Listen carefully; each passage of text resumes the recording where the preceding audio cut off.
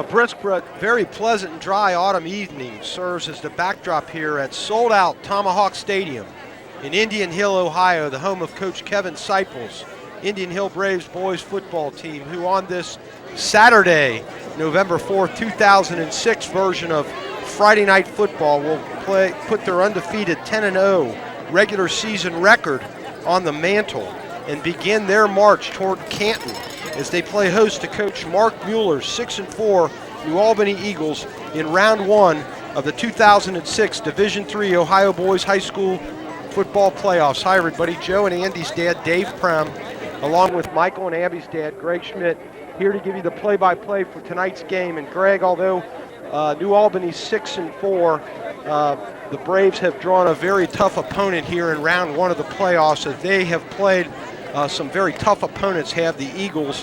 One of those opponents being Columbus DeSales, and although they have those 4 losses, looks like they're a pretty good team, and we have our hands full tonight. I think we do, Dave. Well, good evening, everyone, and again, welcome to Indian Hill Braves Football 2006 edition.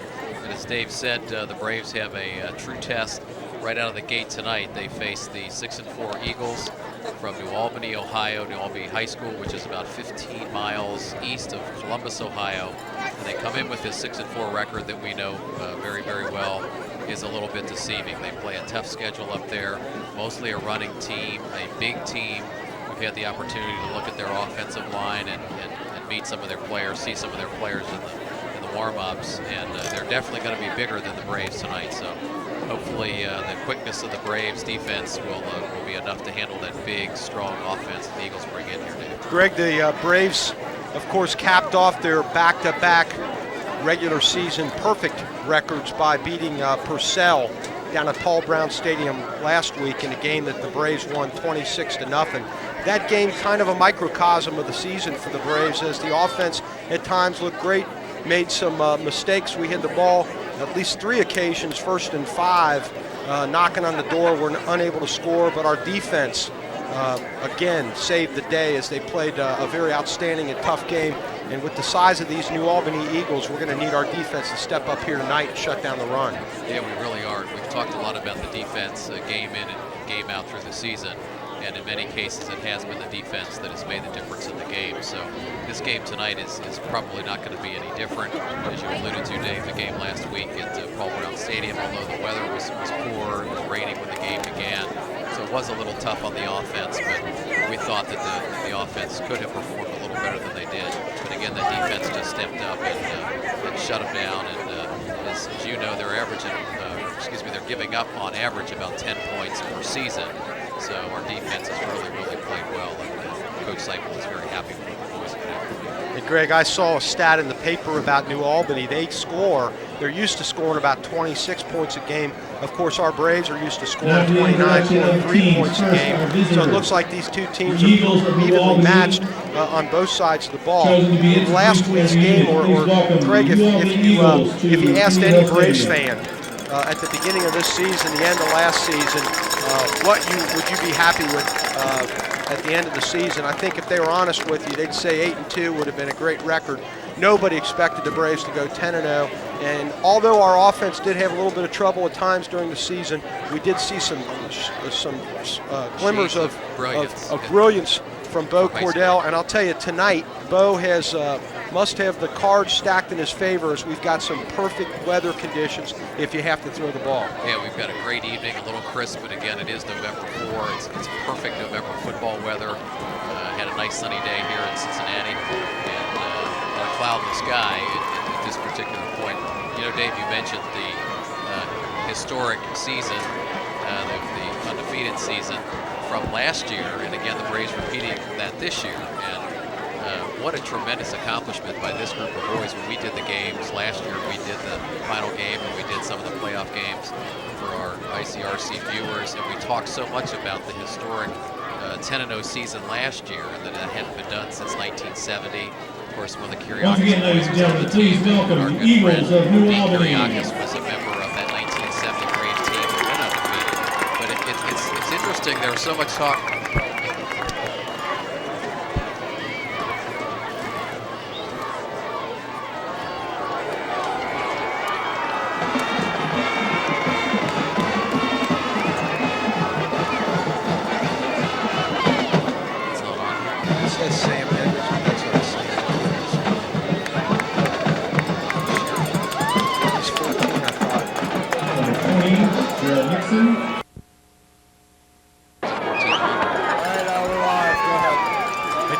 Yeah, we're back. We had a little technical. Greg, I think that was I think that was a sold-out crowd knocked the audio and video off, and we see your boy, number 45, Michael Schmidt, start this game, and he kicks off to the outside, and big number 20 for New Albany, Gerald Nixon, brings the ball up to the 40-yard line. He's brought down there, and that's where our defensive unit's going to start off defending this ball, Greg. We talked about the defense.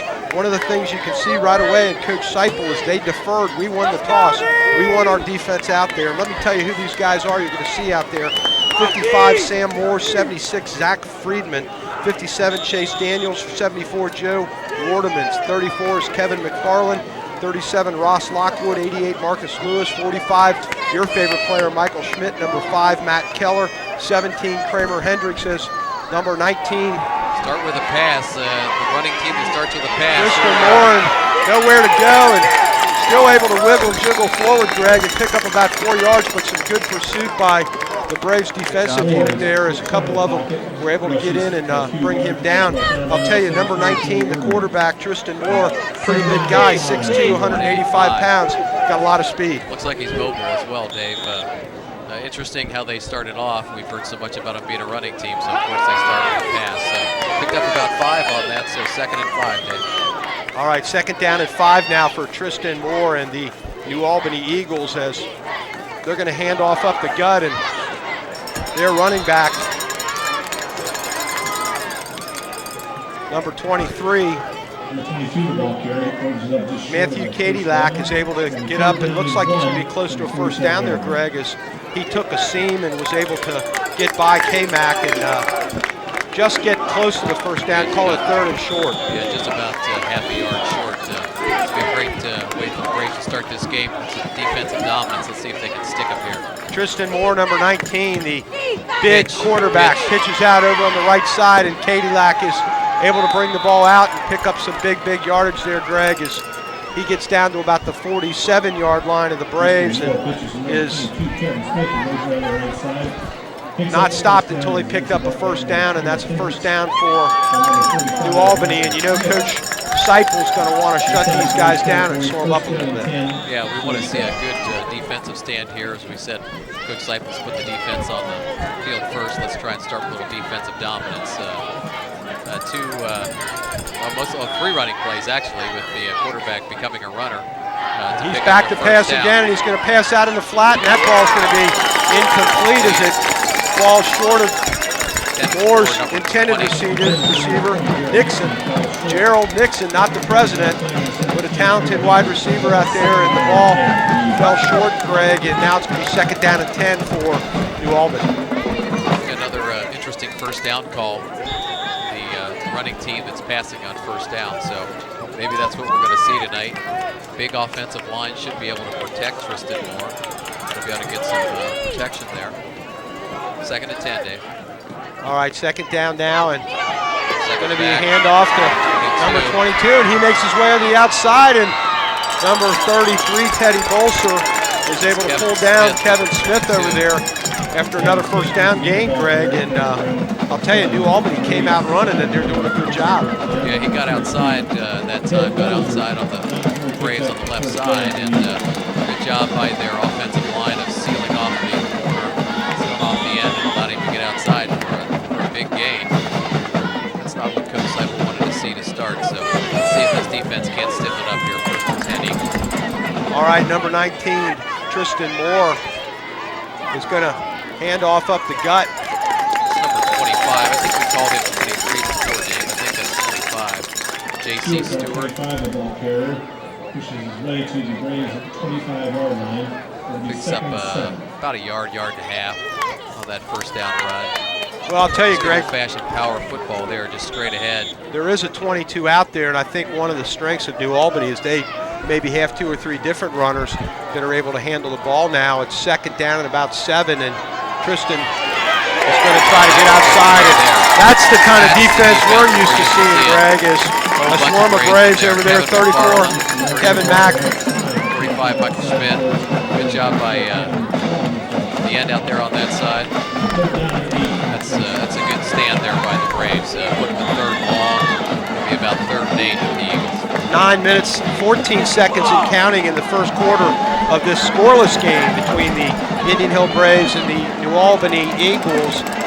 And number 19, Tristan Moore, the quarterback for New Albany, is going to hand off. Ball's on the ground, and That's it. he picked it up. He got it. Number 74, Joey Waterman, picked that ball up. He's our man, Joey. Greg, that is one of the. He is jolly on the spot, isn't he? I'll tell you, he is always in the right place at the right time. That's why Coach Seipel has him out there. And that's one of the trademarks of this Braves defense. They are tough, they are tenacious, they cause turnovers. You get a lot of turnovers, you're going to win ball games. A great job by the Braves, a great job by Joe for a good personal effort to get down there and get that ball. He picked it up, too, for about 5 yards. Absolutely. He was able to advance the ball a little bit. Good job by Joe. Gives the Braves good field position. So the Braves' first offensive series of the evening is going to begin on the 40-yard line. 60 to go. Number 18, Bo Cordell, our quarterback, is going to hand off to number 3, John Von Dalen, who finds some daylight to the left side of the field. Going to pick up a 12 big ones for John Von, Greg, and a nice rip up the left side. I'll tell you, some good blocking over there by number 72, Jimmy Thomas, and number 61, Drew Voss, as they opened up a hole the size of the Grand Canyon. And sure did. John Von was able to get up there and get the yards that he needed to get a first down. Yeah, great start by John. A good job of seeing the hole. He bounced that outside just a little bit, picked his way. Good run. Good job. First down and 10 again for the Braves as they're on the 46-yard line. And Bo again to John Von, this time not as much daylight, but about 3 yards there, Greg. A pretty good play for Bo. And let me take this opportunity to tell you who the Indian Hills offensive unit is that you're going to see out there tonight. Number 59 is Roland Summer, the center. 63, Scott Porter, the right guard. Number 62, Steve Crawl, the right tackle. 72, Jim Thomas, left guard. Number 61, Drew Voss, left tackle. Number 4, Nick Kariakis, one receiver. 33, Teddy Bolser, the other receiver. Ball's out in the flat there to number 4, your trusty receiver, Nick, and he picks up maybe a yard as he gets drilled on that side by number 21, Nick Campbell. A pretty good tackle, bring up a 3rd down, Greg, but we're in some pretty good territory here for Bo as he's getting his feet wet, getting some playoff experience. Of course, he's already thrown a playoff touchdown last year. 1 pass, 1 touchdown last year. That's and we'll see what he can do here on 3rd down and about 6 yards to go on the 42-yard line. Good job by Nick Kiriakis there, making the first man miss. Good tackle by the second defender there, though. Comes going to be reverse to Leonard. Leonard's going to get to the outside, and he's going to spin, and there's a first down away. Number 26. Good job. Nice run by Leonard Riskin. Number 26, Leonard Riskin, is a sophomore there, Greg, and does a great job getting out to the right side of the field. He's able to lead his first man and then spin around and pick up the first down, and I'll tell you, he has been an outstanding, addition to our team. Absolutely. This is Leonard's first year with Indian Hill. As Braves fans are quite well aware, and he's done a great job. 1st and 10 Braves. Bo Cordell looking to pass now, and he's going down the field, and he's going to pass out in the flat end. Oh, nice effort over there. Looked like number 9, Mike Gahn, who gave up his body and then got drilled, Greg, and dropped it at the end. And I'll tell you, Mike has been a huge part of this offensive unit this year. Mike Gahn has been that clutch receiver that Bo Cordell has needed all year long. He's had some big catches. Senior, of course, has exhibited some great senior leadership. We've talked about that over the weeks. That ball was just a little high for Michael to be able to pull down, and as you said, Dave, he got drilled right at the moment of reception. Number 10, senior Joe Thomas, and number 26, Leonard Riston on the right side. Leonard goes in motion, handoff up the gut to John Von. That away. Just like, boom, boom, just like the Energizer Bunny, Greg. He keeps going and going, will not go down. Picks up another Braves first down. They're on the march here. 7:02 to go in the first quarter. The Braves have the ball down on the 27-yard line. And that's a first down. Nice run by John. He did a great job. Looked like he was going to be stopped at the line of scrimmage. Kept those feet churning, kept the feet moving, legs pumping. Good things happen. Mike Gahn and Nick Kariakis on the right side of the ball. Handoff again up to John Von, and he'll take what they give him. That's about 4 yards before number 37, Cameron McCray brings him down, but that's a good play for us, Greg, is you got to establish the run to make those passing lanes open. Yeah, absolutely. We've talked about this before too, Dave. John always falls forward. We never, or very rarely, I shouldn't say never, but we very rarely see him going backward. Good example there. He's getting tripped up at the line, but he still manages to fall forward for a couple of yards. Got hit in the backfield. Didn't get a very good spot, and maybe got hit in the backfield. So instead of 4 yards, they only gave him about 1.5. It's gonna be 2nd down and 8 as number 39. John Whitehouse goes in motion. The pass over there to number 10, Joe Thomas, and he'll again take what they give him. And he slides down to about the 21-yard line, 22-yard line, Greg. It's going to be 3rd and about 8 yards. Yeah, that was number 21, Nick Campbell, on the defense for the Eagles. Good job there of wrapping up his man. So not much of a gain on that. It's going to be about 3rd and 8. Let's see what Coach Seipel and Bo have in store for us here. 3rd down and 8 yards to go for the Braves. A little screen pass to John Vaughn. There's a first down. Out of way.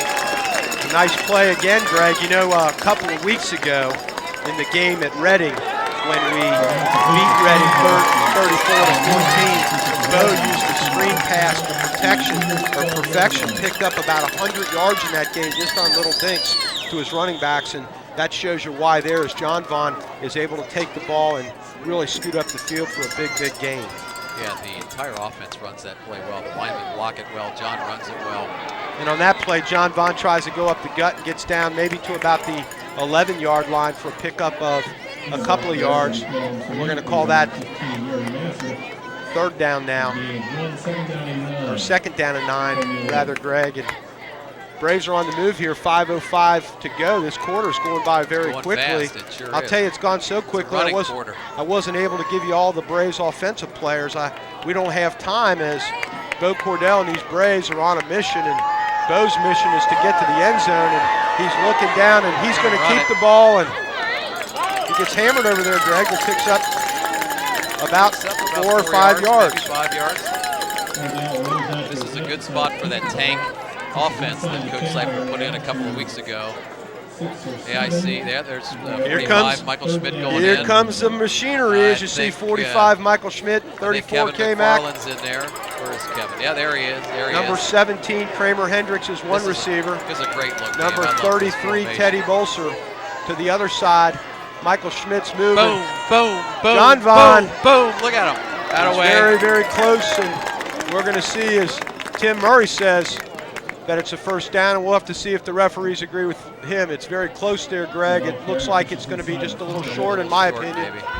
And now if you're Coach Seipel, what do you do here? Early in the game, you do have a field goal kicker finally that can kick some balls. Dave. But yeah, I didn't mean to interrupt you. Just wanted to let everybody know we got a timeout for the measurement. It does look like it's just a little short. Yeah. Referees motioning about 4 inches, it looks like. Greg, the beauty of this offense with Bo, especially with Michael Schmidt and Kevin McFarland in there, Bo can keep the ball, try a sneak, and you know Kevin or Michael are going to come up behind him and push him across. He can also hand off to one of those guys, and I have a feeling if they fell forward, they could get the first down. So the coach has got all kinds of options here. I'd rather be Coach Seipel on this play than Coach Mueller trying to figure out how to stop us. Yeah, absolutely. You got 45, 34, 3 lined up. And any one of the 3 can run it, too. Let's see. I wouldn't be surprised to see K-Mac get this. All right, what happens, 4th and inches for Bo and the boys as the Braves, and Bo is able to get those Eagles to fly a little too early there, Greg. Somebody moved in a white shirt. They come across that line, and somebody in a white shirt moved. That's going to give us a first down. And I'll tell you, Greg, one of the things that Bo Cordell does absolutely well is use that cadence as his ally. He has thrown more defenses offside this year. What a huge play there as the Braves now have the ball first and goal on the 2-yard line. Now we got 4 to go. Foot? 2 feet. They still got that tank set in there with Schmidt, McFarland, and John Vaughn. Here we go. John Vaughn to the right, and there's nobody going to touch it. Touchdown, Indian Hill Braves. On that outside, it's a great call. An outstanding play there for the Braves. Kevin McFarland starts out in motion. We saw that last week at Paul Brown Stadium. We saw it 2 weeks ago against Dearborn as well. John Vaughn was untouched too, and that was a huge play for the Braves. Same and a result really last week. big statement. You know, we were talking at the beginning of the game about how big the New Albany Eagles were, and we were wondering whether our boys are going to be able to really hang with them in light of some of the Division I foes they've had. You got to tip your hat to Bo and the offensive unit. They moved down the field with ease. Absolutely, absolutely. The Italian Stallion. There he is. Gives us another point, puts us up 7-0 here with 3:39 to go in the first quarter of this exciting game. And your Indian Hill Braves are leading in the first game of the 2006 Ohio High School Division III playoffs, 7-0 over the New Albany Eagles from Columbus, Ohio. Yeah, great start by the Braves there. Coach Seipel has got to just be thrilled with that. Everybody on the offensive side of the ball. It was a nice mix of mostly run and some pass to move that ball down the field. And you know, Dave, at any level of football, we've talked about this before. When you get a turnover, you got to take advantage of it. You got to move the ball the other way and get some points out of it. That's exactly what the Braves did. Joey Werdeman recovered that fumble on the 40-yard line, and the boys took it 60 yards for 7. So great way to start. Kickoff team out there now for the Braves, and your favorite player, Greg, number 45, Michael Schmidt, does it all, and he's going to kick off here. And looks like he's got that square shoe on and going to rattle it down and gets through the first receiver. There we go. And I'll tell you, the Braves are willing to let a team start between the 30 and 40 because we've got such a great defensive unit. What we don't want to do is kick beyond our coverage, kick the ball too deep, and let somebody run around us. Run it back on us, yeah. That combination squib kick and eventually kicking kind of a pooch has really worked well for the Braves this year. It's as you've said, has given the opposing team some pretty decent field position to start their drives with, but it really hasn't mattered much because the defense has played so well.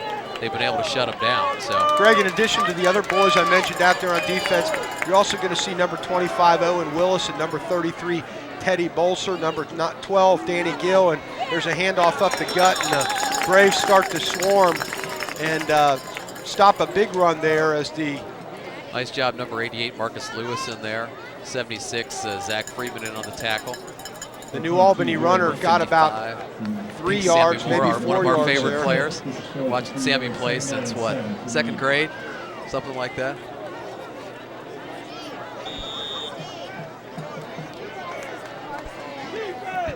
All right, here we go now. Tristan. 3 minutes to go in the first half, or excuse me, the first quarter.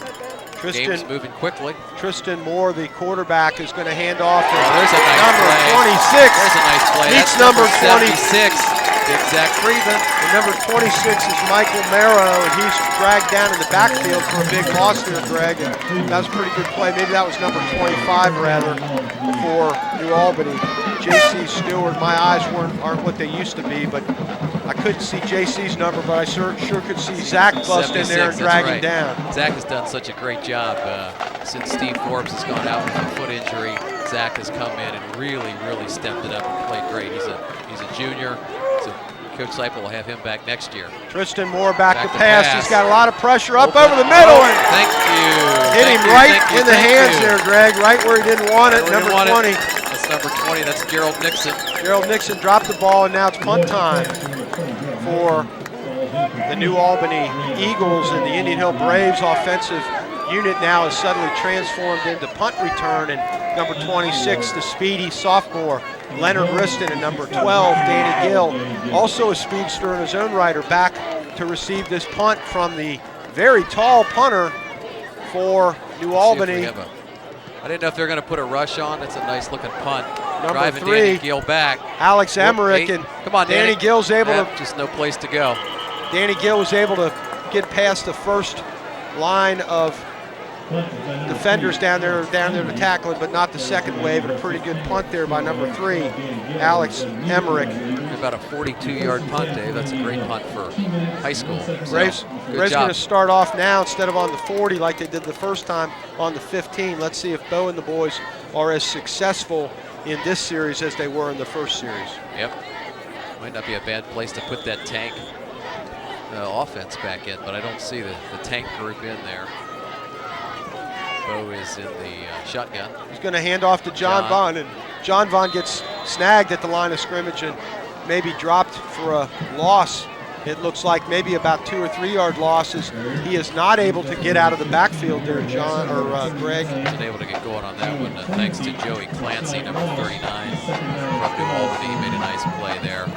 They may have seen that one just one too many times here early on in the game, so boys are going to do a little better job of execution now. That is one of Bray's favorite plays, that delayed kind of draw, if you will. Number 10, Joe Thomas, goes in motion to the left, and he's going to be in a 3 receiver set on that side, and Bo's going to try to sneak it himself and maybe gets back to the ball is loose. The ball is loose, and number 10.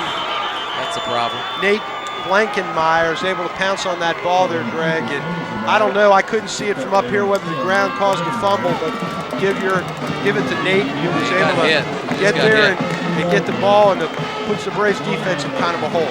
Yeah, I don't know what that's all about. Bo has not been running quarterback all season long, and playoffs aren't the time to start that. But that looked like a design play. Looks like he had the option of either handing it off or running with it. He decided to keep it and run, and somebody put a pretty good lick on him from the New Albany group, and ball scored it out. All right, Tristan Moore suddenly finds himself up against it now. Some strange territory for the New Albany Eagles as they're down knocking on the door of the Braves. Back to pass. Oh, and there's a pass out there. Turn around. Leonard, or number 25, Owen Willis, gets turned around, and a touchdown pass there for number 12. Looks like John Fortner is able to bring that ball in, and not a good play for the Braves as our quarterback got turned around there, Greg, and you got to give it to Tristan. He had 2 or 3 Braves bearing down on him full speed, and he stayed in the pocket and put the ball where it had to be. Yeah, he did a good job of putting that right out there where it needed to be. There's this switch set, which we don't see too much of down this way, but other teams around the state of Ohio use that. And number 3, Alex Emmerich, is going to miss. Or no, make it. No, he made it. Just got inside the left upright. Looked like one of my hooks that I shoot when I'm out on the golf range there. Golf shot. He was able to put it where it had to be. And got that one in. Well, 2 turnovers. Each team a turnover. Of course, the Braves give it to him on the 22-yard line, and made it a little easier than they're coughing it up on the 40. But it's early. Minute 5 to go in the first quarter. 7-7, and it's a playoff game. We knew it wasn't going to be easy. These guys aren't here just because they felt like driving down from Columbus. They're here because they're a good team, and exhibited that right there. Again, the sign of a good team is always to capitalize on turnovers, and Braves coughed that up, and New Albany takes advantage of it and puts up a 7. Minute 5 to go in the first quarter. We have Danny Gill and Leonard Riston back to receive for the Braves. It's the normal tandem, and a heck of a tandem at that. You can't kick away from either one of those guys, Dave. Doesn't matter. You kick it away from Riston, and then you kick it to you kick away too, and they're going to run that reverse, and they're going to hurt you with the guy you don't want to have hurt you anyway. Doesn't matter anyway. So. Number 3, Emmerich, now is going to kick off, and he's going to select Leonard Riston as the runner for the Braves, and Leonard's going to follow the wedge up through the middle, and that's Danny Gill rather. Danny follows the wedge up the middle and gets to the 25-yard line. The Braves are going to try to pick themselves up off the mat, having allowed New Albany to come back and tie the game with about 59 seconds left in this first quarter, and Bo Cordell and his Braves are going to start off there, Greg, for their 3rd series of the evening. Yep, let's see what the boys can do. Let's see if we snap back here from that fumble. Coach Leopold probably won't be calling any more of those option plays. That one didn't work so well. Let's give that ball to John Vaughn and let him do his thing. And John Vaughn does do his thing and comes up the gut, picks up maybe 2 yards, maybe 3, probably 2. It's going to be 2nd down and 8 for the Braves. He's not able to find much room up there in the middle. Not too much there. The defensive line of New Albany won that battle there. They were waiting for John as he approached the line. So again, though, he always falls forward, Dave. Picks up 2.5. About 30 seconds to go here in the first quarter. It's going to be the last play, probably, of the first quarter for Bo and the boys. John Vaughn's going to take it again up the gut. fall forward for about another 2 yards there, Greg, and going to make it about a 3rd down and maybe 4 yards to go. Yeah, let's give him 4 on that. He was again falling forward for an extra 2. Let's make it 3rd and 5, 3rd and a long 4 anyway. Greg, that's how the first quarter is going to come to an end. The clock counts down. With the tie score of 7-7, and I'll tell you what a quick moving first quarter this was. That was quick, and something we're not so used to with the usual passing offense of the Braves. That passing offense can elongate a quarter, to say the least. So a little quicker than we're used to, but that's fine. 7 up. And I'll tell you, we got that turnover. We're able to march down the field about 60 yards and score. It looked like we were going to just take the wind right out of their sails. They get a turnover and come right back and score, and we're right back into a war. Right back where we started. Yep, it's a 0-0 tie at this point. But we've got 7-7 as we begin the second quarter tonight. We had a beautiful night here at Indian Hill, Ohio. Beautiful sunny day. Great evening for football. Really couldn't be any better. It's first weekend in November, and it's a very comfortable evening. Everyone's in jackets, but it could be a lot worse here. Yeah, it could be like last Friday night at Paul Brown Stadium for the Purcell Marion game. That was ugly. That game started almost in a driving rainstorm. 3 receivers on the left. Bo's in the shotgun with John Vaughn behind him. He's going to look to pass his Bo. Look out. And he's got a man right over there. His number 4. Mr. Clutch. There he is. Kariakis gets up to the 40-yard line. And nice little pitch and catch there from Bo to Nick. Yeah, nice rollout. Moving to his left, which is always tough for a right-hander to do, but good job by Nick to come across the middle, get past the first down stick. You see him look that ball into his hands too. I love that. That's his trademark. He watches that ball and he looks it right into his hands. Sure-handed receiver. 3 receivers now on the right side of the ball, 1 on the left, and Bo is going to hand to John Vaughn, and big number 37, Cameron McCray, is not fooled as he comes in and pounds John Vaughn down to the ground. Yeah, also number 51, Chase Sutherland, 5'11", 225 senior, was in on the tackle there. Yeah, that was a good job. They're catching on to that. We run that play frequently.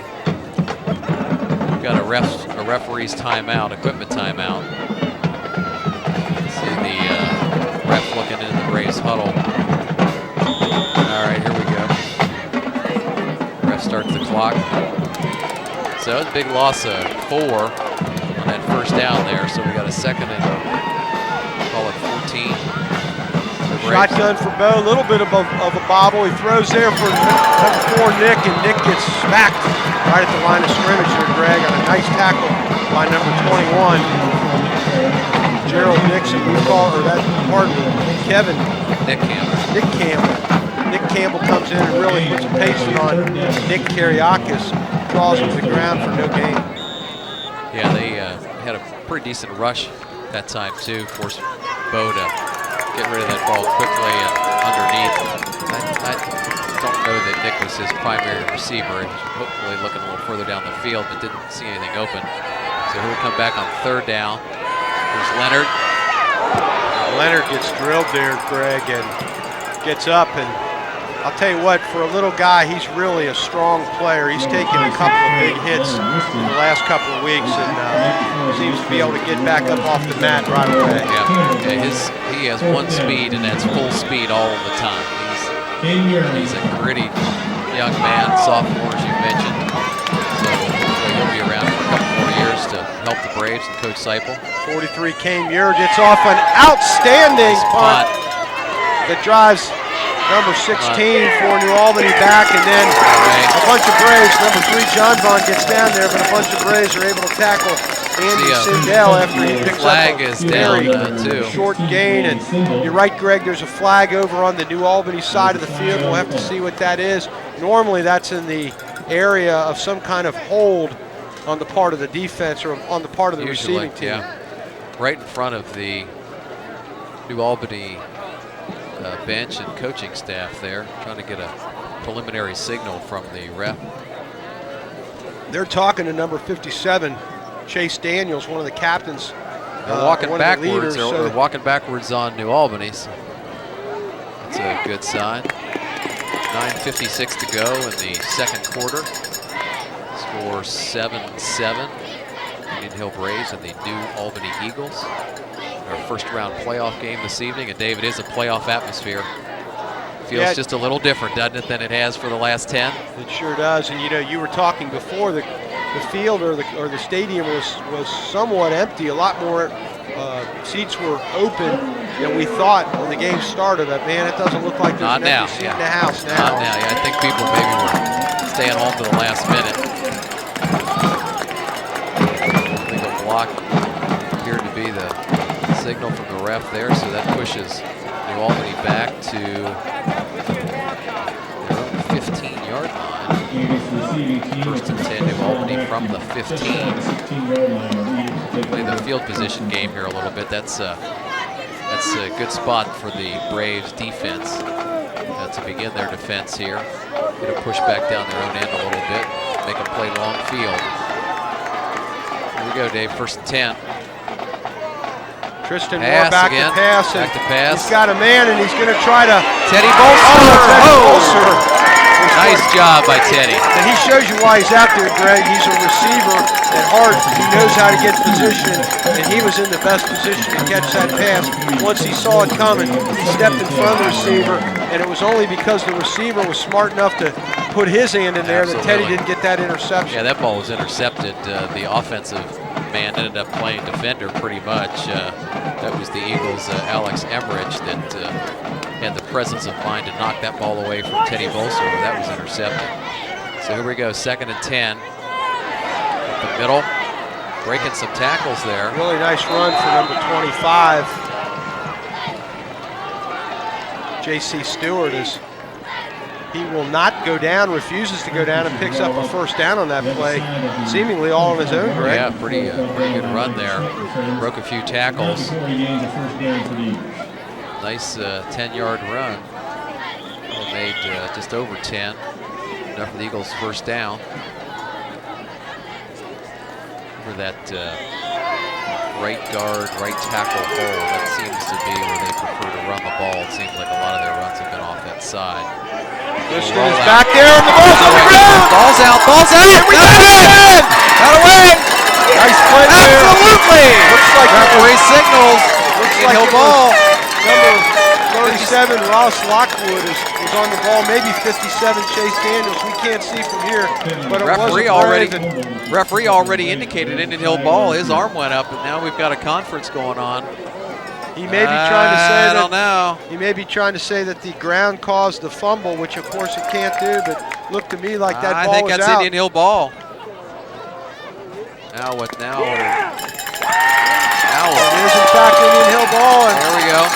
Another big turnover there for the Braves. Hold. Oh, that's what they're talking about. Holding against the Eagles' decline. First and 6.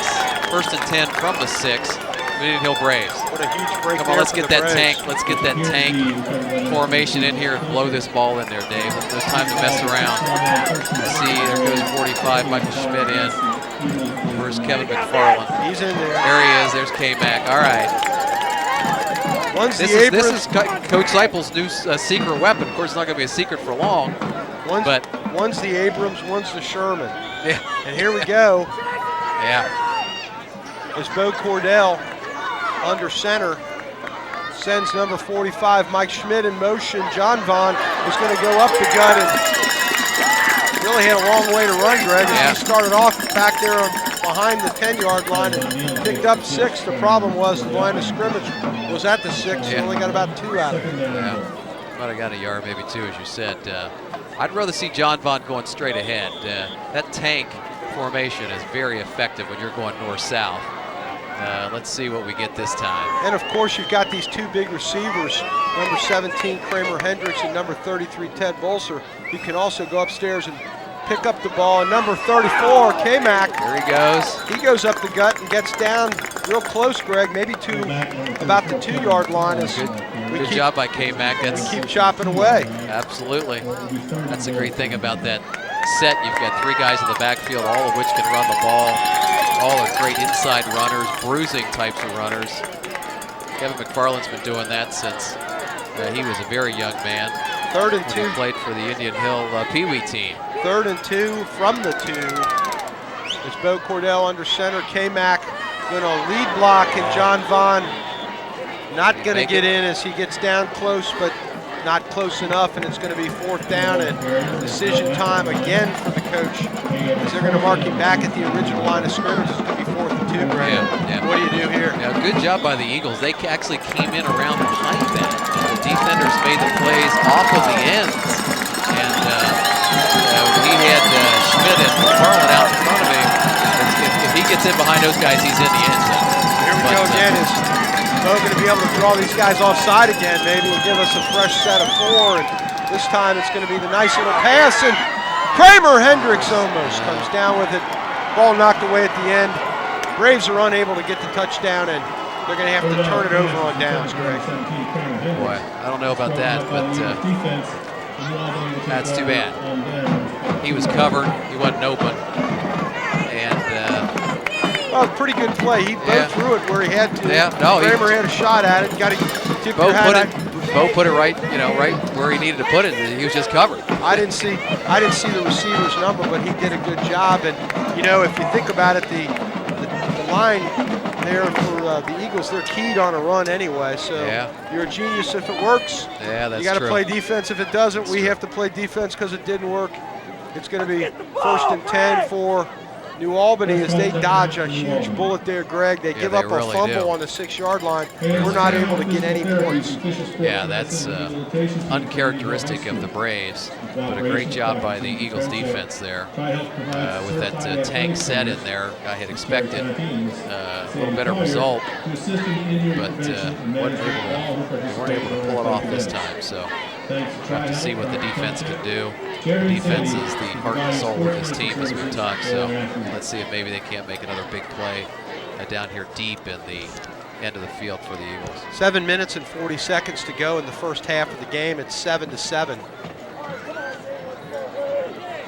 And the Braves defense once again out on the field. And Greg, the Braves defense responsible for 2 turnovers here. And really, once again, we're seeing how they kind of control the tempo of the game. When they're doing the things they do well, it enables our offensive unit to get more tries. Yep.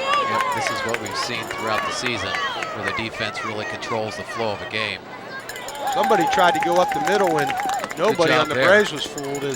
Looks like they might have picked up an inch or two. Maybe a yard, if that. As my English buddy says, a scunch, because now they give them about a yard there, Greg.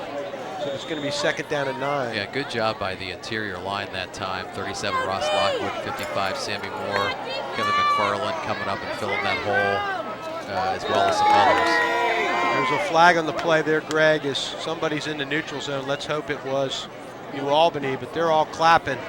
Coach Tyson is pumping his fist, so it looks like it's against our Braves. Against the Braves. And in high school football, unlike the pros, you can't line up in the neutral zone. Once you do, it's a dead ball foul. It's offside. In the pros, as long as you're back out of the neutral zone before the ball's snapped, there's no problem. Well, gave him 5 there. Makes it a lot easier 2nd down instead of 2nd and 8. It's 2nd and 3. See what the defense can do here. See if they can stuff this up. It's going to be a handoff up the side, and looks like he got a 1st down there. Yeah, it's a 1st down. Did the runner number 22. Kevin Smith, as he was able to make his way up the right side of the field and pick up that 1st down, Greg. And really New Albany, when they started the game out, they were running the ball very well and then kind of got away from that a little bit. Yeah, they tried going back to the air. Down here in the shadow of their own end zone and goalpost, they may be reluctant to put the ball up. We'll see what they have in mind here at 1st and 10. Here goes Tristan Moore. He hands the ball off on the left side of the field, and it's real rough going over there, Greg. There's some big boys over there that are able to bring him down. Number 76, Ross Lockwood, or number 76, Zach Friedman's one of them. 57, Chase Daniels over there as well. Yep. 17, Kramer Hendricks came up from the safety position and helped on that as well. That's what we're used to seeing from our Braves defense. Gives them, well, maybe one. Give them one. 2nd and 9. 2nd and 9, and it's going to be up the gut. Handoff up the gut, and a good fake play there had me faked as I was watching the quarterback, and also the fake handoff for the fake halfback over there, and instead, right up the gut, picks up 9 yards and another first down. That's J.C. Stewart. Again, 5'10", 185-pound senior running back for the New Albany Eagles. 1st and 10, New Albany. Tristan Moore under center, and he's going to hand off again up the gut. And number 25 again. J.C. Stewart. Greg, it's up about a yard. Looks like Coach Mueller from New Albany has decided to try to pound the ball a little bit, and take some of the wind away from the Braves, some of the momentum that our offense has. He realizes that, you know, the offense is not going to be successful every time they have the ball. It's kind of like batting. You got to have 10 at-bats to bat 300 to get 3 hits, and he doesn't want our Braves to have that many opportunities. Another run inside. 2, 3, 4 missed tackles. Come on, Braves. And Greg, a great job there by number 22 for New Albany. Kevin Smith he is able to wiggle his way through the entire defense before he's brought down after a huge gain of about 16 yards. It's a first down there on the 41-yard line. Yeah, you may be right that the oversized offensive line might just be starting to take a little toll on the Braves defense. Some good running, but those were arm tackles too. Braves are going to have to hit them head on and wrap them up. Arm tackling isn't going to stop these guys. 2 running backs in the backfield. The big guy, number 25, takes the ball up the gut, does J.C. Stewart, and he burns us for about 4 or 5 there, Greg, and Braves are going to have to stiffen their backs up and shut this down. You know, there's 4:40 to go in this first half and a lot of time left, but if you're running the ball, they could burn all the time off. We do not want to go into the half down. Yeah, we had a chance to make this a 14-7 game. Now we're going the other way, so defense needs to stiffen up here. Looks like the ball got loose, and it looks like the Braves have it. Braves have it, yeah. The Braves have it. Number 45, Michael Schmidt, I think. That's number 12, Danny Gill. On that hit. Greg, they're going to say that he was down. They're going to say he was down and the ball popped out. That's exactly what the referee is saying, is the ball's down, and I think the partisan crowd here in Indian Hill disagrees, but their disagreement's not going to change the fact that it's 3rd down and about 3. Yeah, 3rd and 3. Big 3rd down here. This may be the big 3rd down of the game right here. Let's see what the Braves can do. Braves fans are now run cheering their set team again. on. Come on. Number 22. Puts his head down. Kevin Smith gets real close to the first down, and Greg, it looks from my vantage point that he's a little short. Just a hair short. We're right. Wonder what's going to happen here. Going to measure for that. Yeah, he's about 6 inches short. From our vantage point here in the booth, we're right on the 45-yard line. I'm standing right on the 45, moved a little bit to my right. You know, we were talking about the Indian Hill Braves tank offense, or big offense that they have, and you know, this number 25 for New Albany, J.C. Stewart's a big load. Wow, that's close. You got to believe that it's 4th down, and you got to believe that Coach Mueller's going to go for it, just pound it right up. I would think so. He's bringing in his big guys. I see number 39 coming into the game, 25 J.C. Stewart coming back into the game. I'd imagine 39 is their lead blocker. That's Joey Clancy. Yeah, I wouldn't want to beat him in a dark alley. 195-pound senior. Listed as a tight end. We'll see where he lines up. All right, 4th down and inches. This is big. Come on, Braves. Tristan Moore and his New Everybody's Albany got it Eagles packed in. They've got it packed in. Let's go. I don't know. I'm afraid that the referee on our side of the ball, where he's got his feet, he's going to give him the spot. I'm not sure that Tristan got that far. Let's see where they put that ball, and if in fact they put it where the referee's standing, it looks like it is to the other side of the field. Yeah, that's a first down. You can see it from here. They're going to measure it, but it's a first down. Greg, 3:25 to go here in the half. Be nice for the Braves to get another turnover and maybe change the momentum of the game. Really, they were in control in the first quarter and then kind of lost the wind in their sail as New Albany went to the run and took control of the game. Yeah, we've seen a dramatic change in the offensive philosophy for New Albany. We haven't seen a pass for quite a while now. But as you said, Dave, big opportunity for the Braves down there on the goal line. Coming up short on that 4th down. 1st and 10 for Tristan Morris. He's got a receiver split right and left. He's going back to pass. Here it comes. He's got a man around, outside. Kramer. Kramer is able to intercept that ball down there. Out of way, Kramer found the great play. See him turn around and find that ball. Great job. Great job. You know, Kramer, another receiver, knows what to do when the ball's in the air. The first thing he did was get position over the receiver so that the ball could only come to him. He then got his hands out so that he could catch the ball and prevented the receiver from interfering with his catch. Came down with it, made sure he had it. What a great play by Kramer. Yeah, great play. That was textbook there. He's playing the man. He's playing the man's eyes. He's watching his eyes, and you see him turn back for the ball just at the last minute when it's time to do that.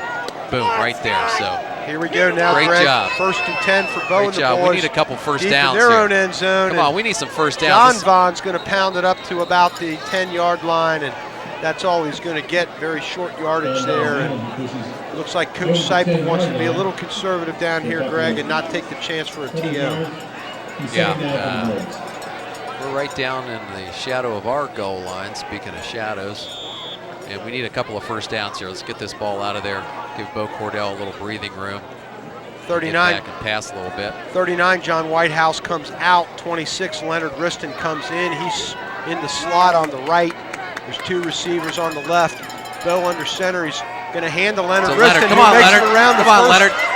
Receiver, and then is punished as he goes to the outside of the field. Picks up maybe about 3 yards there, Greg. And it's going to be 3rd down and about 7 yards to go. An Eagle that's limping. He's back on the field. I don't know if they're going to have him go out or not. I'll tell you, Number it's 16, Andy Sindel. It's amazing there's not more kids out there limping because this is a really hard-fought game so far. A lot of hitting. Been a lot of hitting going on. This is a physical football game. This is probably the most physical game that the Braves have played this year. Very physical team, the New Albany Eagles. Bo Cordell's going to try to pass the ball, and he's going to find number 4, Nick Kiriakis, over there, and let's see if it's a catch. He was out of bounds. They're going to say he was out of bounds, so it's going to be 4th down now, Greg. And Bo held that just a little too long, Dave. He didn't give Nick a chance to come in bounds with it. Punt team's going to come out. 2:17 remaining in the first half. Number 43, Kane Muir, is going to have to see what he can do to help us.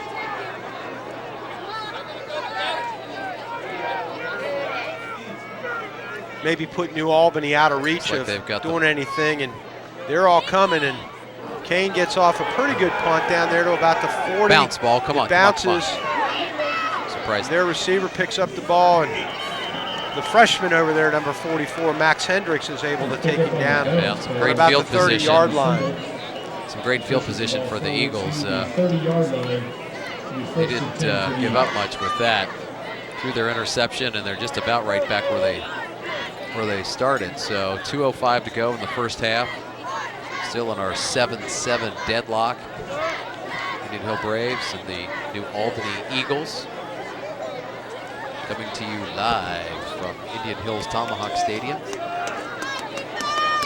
1st and 10 Eagles. We said 2:05 remaining in the first half.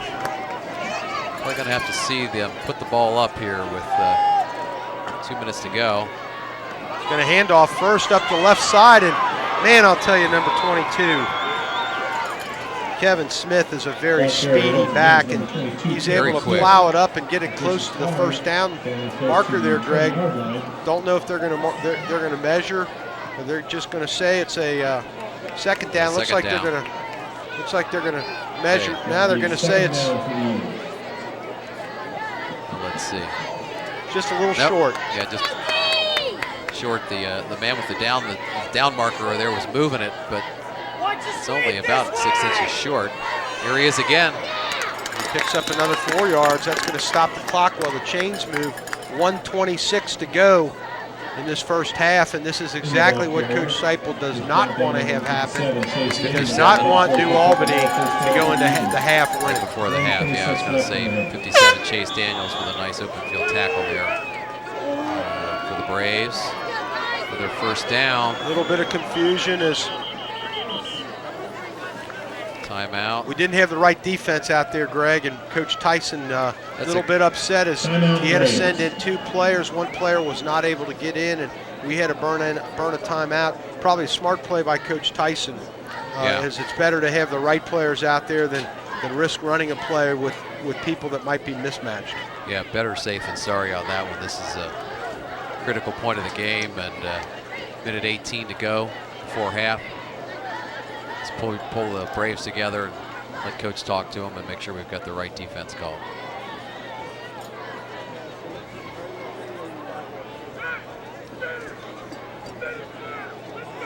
You know, Greg, while there's this timeout, I know the football moms, and I'm sure Coach Seipel and his coaching staff wanted to thank Willie's Restaurant over there in Kenwood. They apparently came over and sponsored the meal, the team meal today, and That's I know fantastic. the boys surely appreciated that. Yep, and, thanks to Willie's. Hopefully they can do Willie proud here by bringing home some victory tonight. Let's win on Willie's food. Okay, here we go. It's 1st and 10 now for Tristan Morris. He's going to hand off again, and that speedy receiver, 22, is able to get down to about the 9-yard line with the clock running, 1:09 and counting. They still have a couple of timeouts, and they're not going to use them yet, Greg, as Coach Mueller's going to burn every ounce of time off the clock. Yeah, I think Coach Mueller's found the combination that he likes in the backfield. Dave, you mentioned earlier that he's got several talented backs that he can use. Number 25, J.C. Stewart, we've seen. He's now running 22, Kevin Smith. Smith is just a little quicker than 25, and he's just able to avoid the Braves tacklers. And I'll tell you on that play, as he goes left, man, there's just a little seam there, not much, and he's able to take it and pick up 3 or 4 yards. Yep. And another first down. Yeah, they're just pushing our defense around now. Their superior size is starting to take its toll. They're picking up 4, 5, 6 yards on every carry now. Clock's running 35 and counting here in the first half, and Tristan Moore's not worried. He's got a couple of timeouts, and he's going to hand off again, and number 22 is defense able to get down there to about the 3-yard line, and now they're going to burn a timeout, Greg, as there's about 23 seconds left on the clock, and I'll tell you, our defense really has to stiffen up. Yeah, defense is getting a little worn down, it might appear. That combo of 25 Stewart, 22 Smith is starting to wear down the defense. You know, Greg, too, the one thing I've noticed about this first half, at least to me, is the tempo of the game seems to be much quicker than what I'm used to seeing. Yeah, I agree, Dave. It's a little bit quicker. The Eagles know what they want to do now that they've gotten back into their running game. As we talked early on, thinking they're going to surprise everybody and start out looking like a passing team. And from what we've heard and seen on film, this is not a passing team. They have some good quality receivers and a talented quarterback, but they're just not known as a passing team. Got a big, strong offensive line.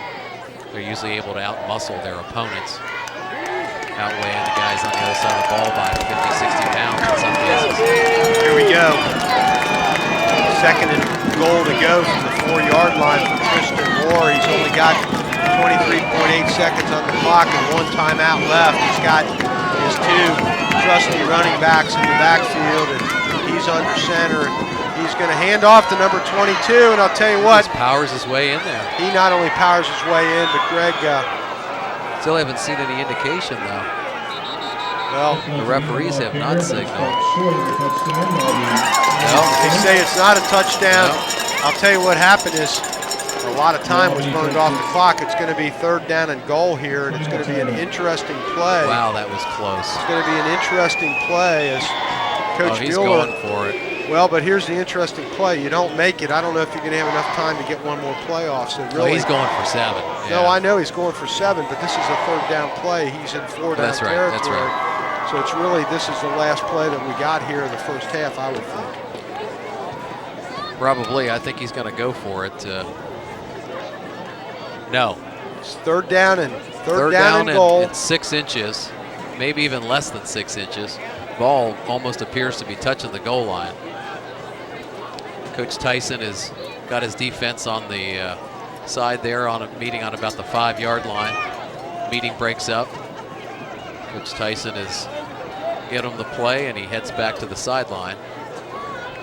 Coach Tyson has done a great job with the defense this year. An outstanding job. You know, Greg, we've talked about how this defense is it. They had a goal line stand. Let's see, Dave, can the Braves do it? No, he didn't make it.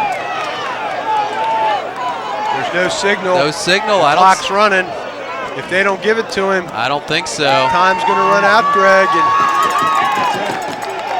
I think the Braves held. And Greg, that's the way the first half is going to end. That's it, yeah. The Braves are able to hold the Albany Eagles. Wow. Hey, they can do it. We can do it.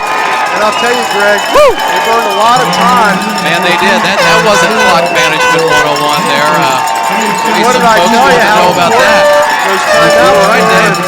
You know, you would think that Coach Mueller, maybe in hindsight, might have tried to throw the ball on one of those downs just to try to get it in to stop the clock. And what a huge play that was for us. And Huge, Greg, absolutely huge. You know, the coach is still out there talking with him too. He's been jawing. They're all jawing at those refs. Taking shots at him. Going into halftime, Coach Seipel's got to feel pretty good. Coach Tyson's got to feel pretty good. We got pushed around a lot there in the second quarter. We're going to get the ball to start off the 3rd quarter. Got to come out and make a huge statement. Yeah, they're still down there questioning it. I think Coach ought to get away from the ref before he gets some kind of a penalty or something on him. There were 2 or 3 of them out there yelling at him. I'm not sure if that's their head coach or not, but we believe it is. Anyway, Braves will take that. We've had 2 great goal line stands, one by the Eagles, and the Braves return the favor, as it were. So keeps our game knotted up at 7-7. What an interesting first half we've had, Dave. Well, Greg, what promises to be a great second half is on tap, but first, the Indian Hill Braves TV network, behind our talented producers and directors, Calvin August, Paul Cassidy, and the other guys that are making this broadcast possible tonight, your friend Denny Dubs. They've got a special video that they want everybody out there in Braves land to watch. So let's take time out to watch that video game, and we'll be back in a couple of, just right after that video game, we'll be back for the second half. Right now it's 7-7, Indian Hill.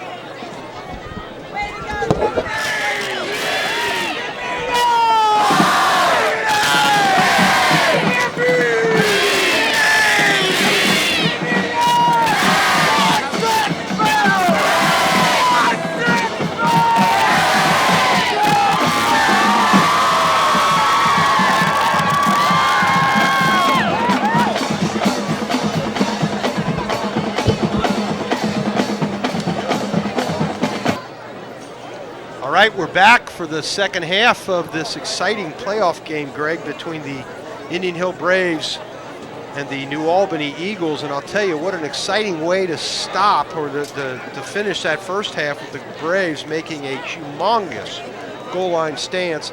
They're going to get the ball to start off the second half on offense.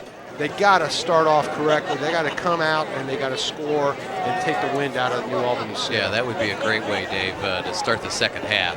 No question about that. That's the way Coach Seipel's in the dressing room right now, drawing it up. Or hopefully, big goal line stand by our defense there. I mean, boy, that was just huge. It takes me back to that Deer Park game, you know, a couple of weeks ago. We were standing right here in this same booth and saw Deer Park score that 7 points right there at the end of the half, and the impact that can have. So let's hopefully this goal line stand here has a big impact on the Braves and brings them out fired up.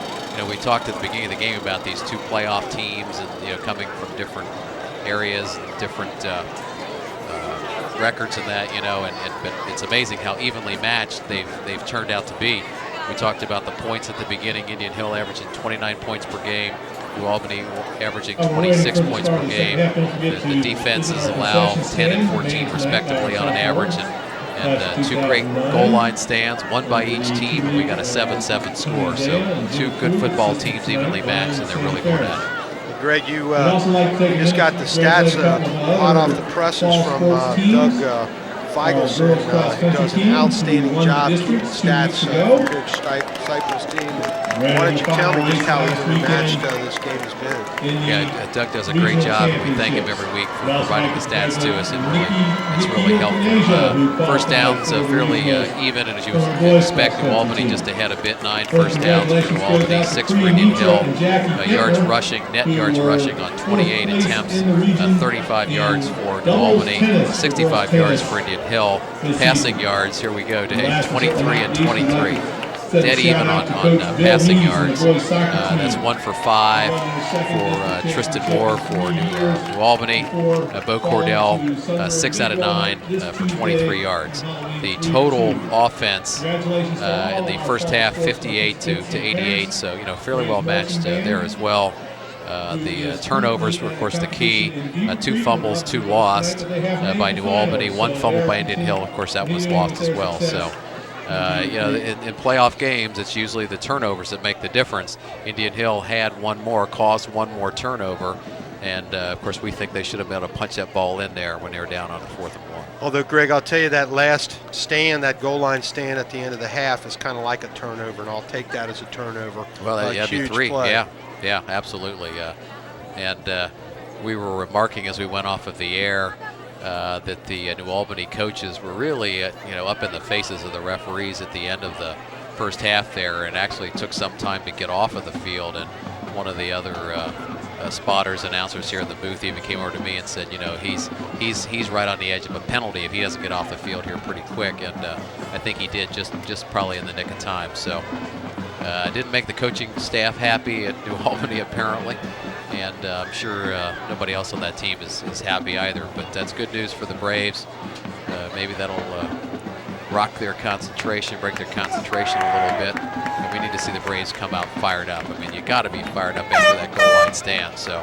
And here they come, Greg. They're coming out for the second half action. They're starting to get warmed up, and that they had to get a fire and brimstone speech from either Coach Seipel or Coach Tyson or someone to try to tell them just how important this is. I mean, what I said at the beginning of the game is so true, that 10-0 record that they were able to amass in the regular season is something you put up on the mantle. You're in the playoffs now, you're 1 and done. There's 5 games to make it to the championship game, and you win that 5th game, you are the champion of the state of Ohio.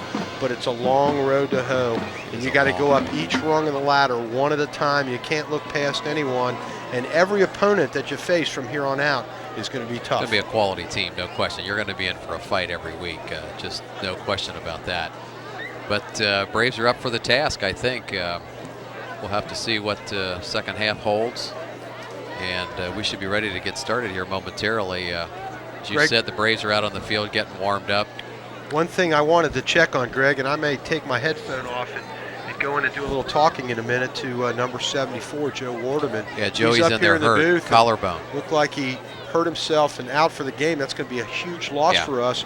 He is a guy that makes plays week in and week out, and somebody's going to have to step up on that defensive side of the ball to fill a big pair of shoes. Big set of shoes for number 74. He's not the quickest guy or the strongest guy or the this or that, but he's just in there making plays every week. He's a heady football player, knows the game, and just is always at the right spot at the right time. And I'll tell you why his loss is so huge is because I also see down on the sidelines in his cities Steve Forbes, and Steve has been a big asset to this team, been hurt a little bit, and when he's out, other guys got to step up. Yeah, we really lose something there. But I talked just briefly with Joe Wardeman at halftime. It's his collarbone. He injured it on the fumble play. On that play when he recovered the fumble is where he hurt it. And yeah, he's definitely out of the game. His shoulders taped up, and Actually, it looks like he's in some pain. So Braves are going to have to do it without him. And I'm sure Coach Seipel told these guys at halftime, especially the seniors, you got 24 minutes of football to go. And for the seniors, it could be the last 24 minutes. And this is it. This is crunch time. Of course, the same is true for the seniors on the New Albany Eagles as well. But Michael Schmidt, McFarland, Voss, there's a lot of these guys that this is it. Michael Gaughan, another senior. So, and you Greg, need to go out and play like this is it. There is no tomorrow. It must be tough for you having started off with Michael and your older boy in the Pee Wee leagues, and of course your older boy graduated a couple years ago and went on to play a little bit of college football. I think he was hurt and had to give it up. Correct. And now here Michael is playing in what could be his last high school football game. We hope that's not the case. Yep. I hope he's got 4 more games in him for high school. 4 more. Yep. And it's tough. I've known a lot of these guys because my son Joe is your son Michael's age, and he played a little Pee Wee football. So I've known a lot of these senior boys since they were in 2nd, 3rd grade. And to look at them now, it's kind of a sobering effect, almost to realize that their days on this field are numbered. Yeah, it really is. It's the end of an era. Surely for my family, as you said, Bobby played 4 years here, and he's at Clemson University now, and this is Michael's last year. So I've been coming here for at least 8 years, and we used to even come before Bobby was playing on the team. Before he was in high school, we used to come up and watch the Braves all the time. So we've had several years to come enjoy these guys, and it'll just be different not having a son out there on the field. So, Greg, I got to mention that the Indian Hill Braves marching band that's led by Director Don Barker, they're not here tonight. They're in a competition up in Beaver Creek, and I spoke to my son Joe earlier. They're doing a good job up there. They made the finals. Hats off to them. I hope they do well this evening in the finals. We sure could use them here as number 3, Alex Emmerich, kicks off, and number 12, Danny Gill's going to take it on about the 2-yard line to start the second half of this game, and works his way up and gets out to about the 19-yard line, dragged down there. Greg Braves going to have the ball 1st and 10 on the 19 for their first play from this in this half, and let's see what Coach Seipel, what adjustments he and his coaching staff have made for the second half. Let's see what he comes out with. That was Alex Emmerich with the kick there. Another nice kick by Alex, almost got him into the end zone. So good job there. Pins the Braves back a little bit. They don't quite get it out to the 20-yard line, but it'll be 1st and 10 from the 19. Bo's got a running back on either side, and he's going to hand the ball to John Vaughn, who away. Starts the Takes the ref first down. half like he did or starts the second half like he did the first half. The only difference is he does knock that ref down as he picks Took the up ref out by the knee. Ouch, that probably hurt. About 7 yards there, Greg, and I can empathize with that ref there. I hurt my knee on Wednesday, and I'm supposed to run a race tomorrow, and I'm kind of having second thoughts about it. Man, I'll tell you, when you've got some high school kid that's got all that equipment on going full go and weighing about 200 pounds and hitting you, that's got to hurt. Yeah. Well, they're giving him a little time to walk it off because there's no other reason for the play to be slowing down here. And now one of the trainers is going out to see him, so sure hope he's okay. That's why they make a leave. Yeah. Yeah. Let's hope he's not seriously injured. He did roll on top of the player instead of getting rolled on top of, and hopefully that means that he's not seriously injured. And I'll tell you, now the New Albany team may not agree at the end of that first half, but these refs have been doing a pretty good job of keeping control of this game and really not getting into it a lot, not calling a lot of ticky-tack fouls. Very few penalties, and we've seen some of that through the season where they're calling these incredibly close games instead of letting these young men play. I was about to say a moment ago, I wonder if there is an extra ref, like a spare ref for playoff games. I don't know that there is through the regular season, but I wonder if they have somebody here just in case somebody gets hurt on the field and isn't able to go forward, because otherwise we'd be short. I think he's the line judge. I do know, Greg, that they do bring an observer with them, or at least in a couple of games this year. A friend of mine that is an observer, and perhaps if they do have a person like that here, if this ref has to come off the field. It's like the ref's going to make it. He's still limping pretty good, though. everybody's giving the ref a hand, so that's nice. And he's laughing a little bit. I think he's hurt. Chuckling about it, yeah. Well, we got off to a quick start, now a slow start. 11 minutes and 38 seconds remaining in the third quarter. Braves took the opening kickoff from the New Albany Eagles, and first down run there by John Von Deelen. Picked up about 8 yards on that first down run, so got 2nd and 2 coming up here, but I don't know that I like this delay, Dave. You know, we were starting out pretty fired up, and John Von breaks that thing off up the middle, and now we're standing around and getting cold. That ref actually came off the field, Greg, and went to the sideline. He's down the ground, and our trainer is attending to that knee, and that's the reason for the delay. And both the teams did come off to their respective sides to talk to their coaches, and you're right, it is starting to get a little more chilly now. You can see big number 72 there, Jimmy Thomas, doing the bouncing around Muhammad Ali bob and weave as he's trying to stay warm. Keep those muscles loose. That is a problem here for these guys as it gets colder outside. Yeah. Well, we may find out the answer to that question about alternate refs, because he doesn't look like he's ready to go out. I couldn't see him there a couple of minutes ago on the sideline because the Indian Hill bench was in front of him, but now that a couple of players have cleared out, I can see him, and appears to be in some pain. He was smiling as he walked off, and then he went down. Yeah, it wasn't really limping a lot, but then he did go down, and maybe that knee started to swell a little bit. Let's hope that the injury is not a serious one, maybe just a sprain, if even that bad. Greg, I'll take this opportunity while we got a little bit of time. I'd like to thank a bunch of people that have really made the 2006 football season this year a spectacular season. First of all, we have to tip our hat to Denny Duffs. Absolutely. He does a great job with our directors and our producers, our cameramen, in putting this film on, and I don't think you really appreciate how much work the kids put into a production like this. They do it all. He was telling me the other day they have plans to rewire this booth up here to make sure that it does exactly what they want it to do. We've had some technical difficulties. That's been because they built this new booth and didn't wire it correctly, and Mr. Duffs and his guys are going to come back out and fix that. So our hats off to him, and thanks to him for letting two old guys like us get up here and make fools of ourselves. That's right. He's our employer when it comes to announcing.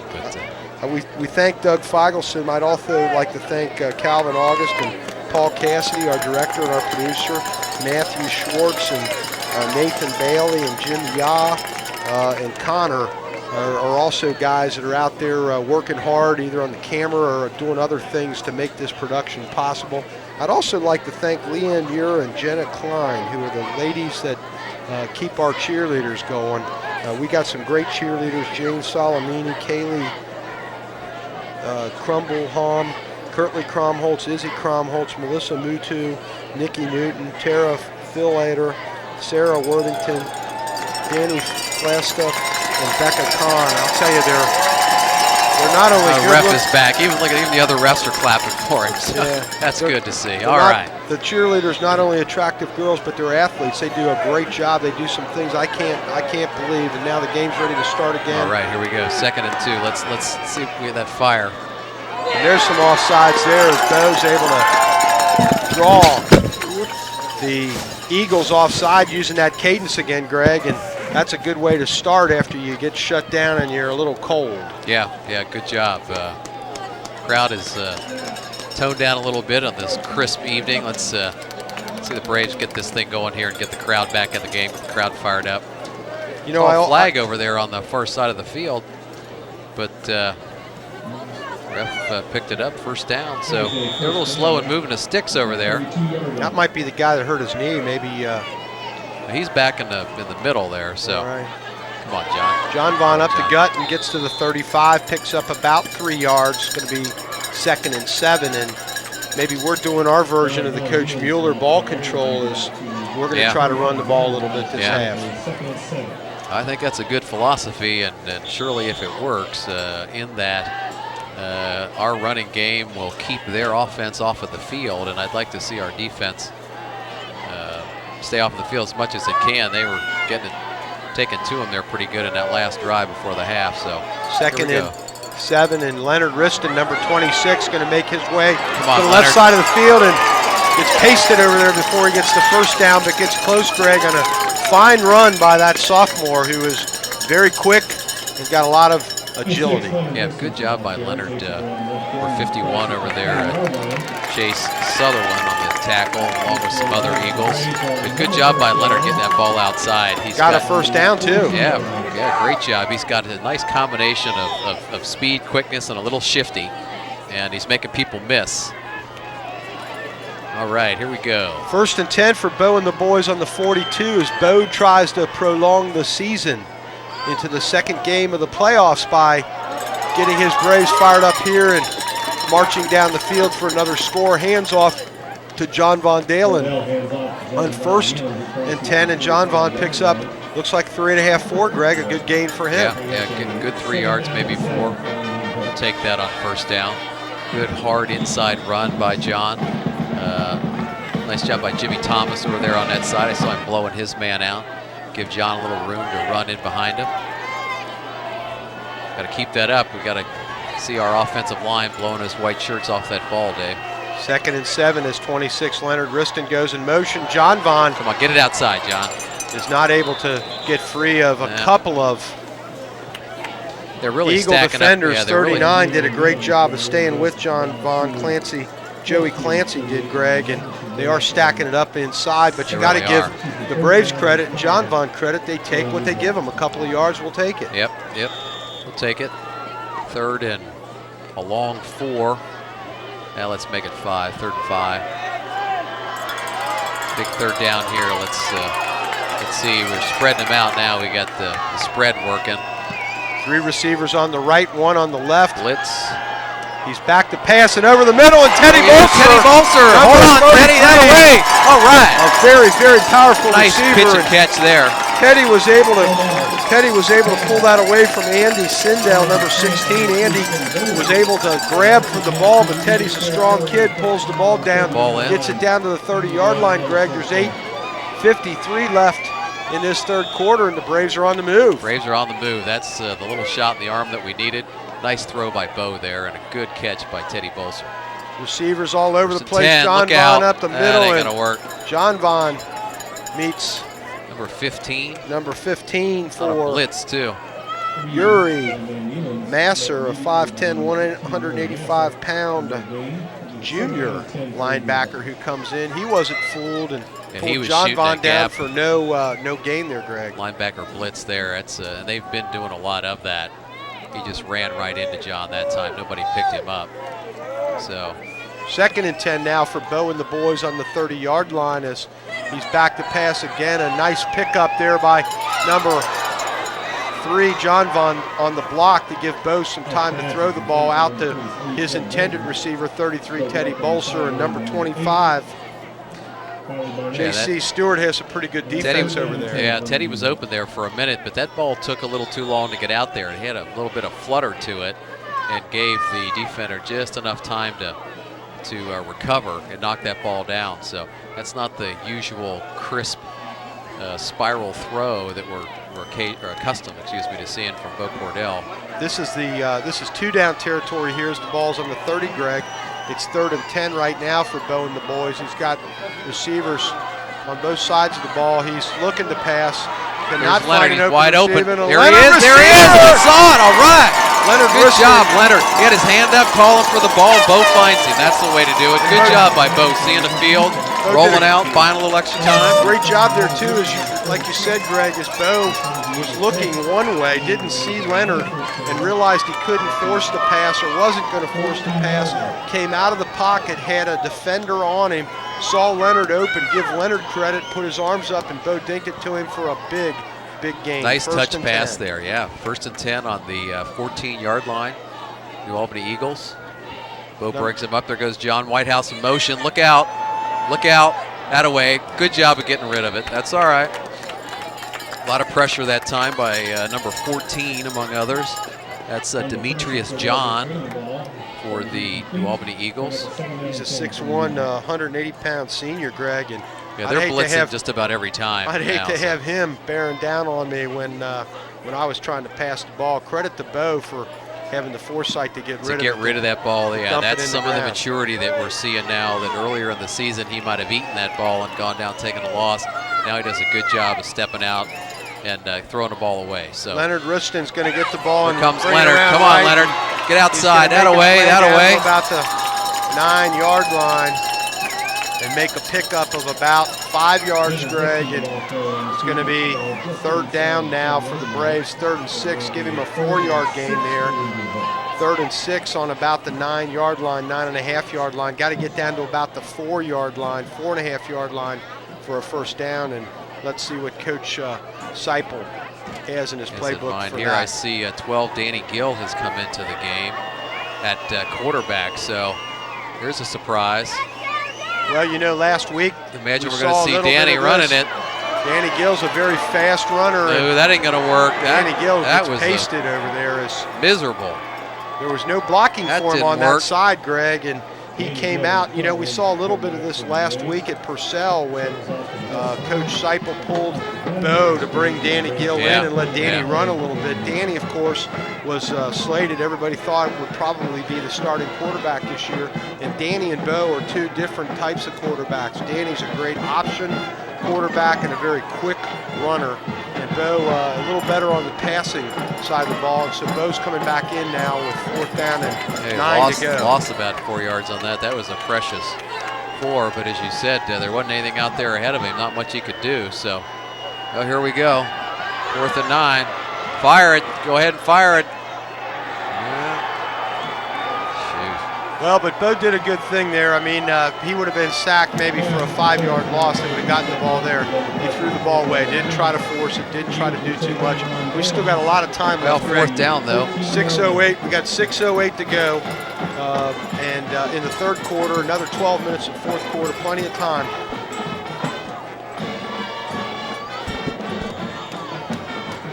So anyway, Greg, the Braves now go back on defense as Tristan Moore and his New Albany Eagles get the ball for the first time or the 2nd time rather in this half. And number 22 again. Number 22. There's a nice play. It's the first time in this half. The Braves had the ball the whole time there, Greg. Number 34, Kevin McFarland.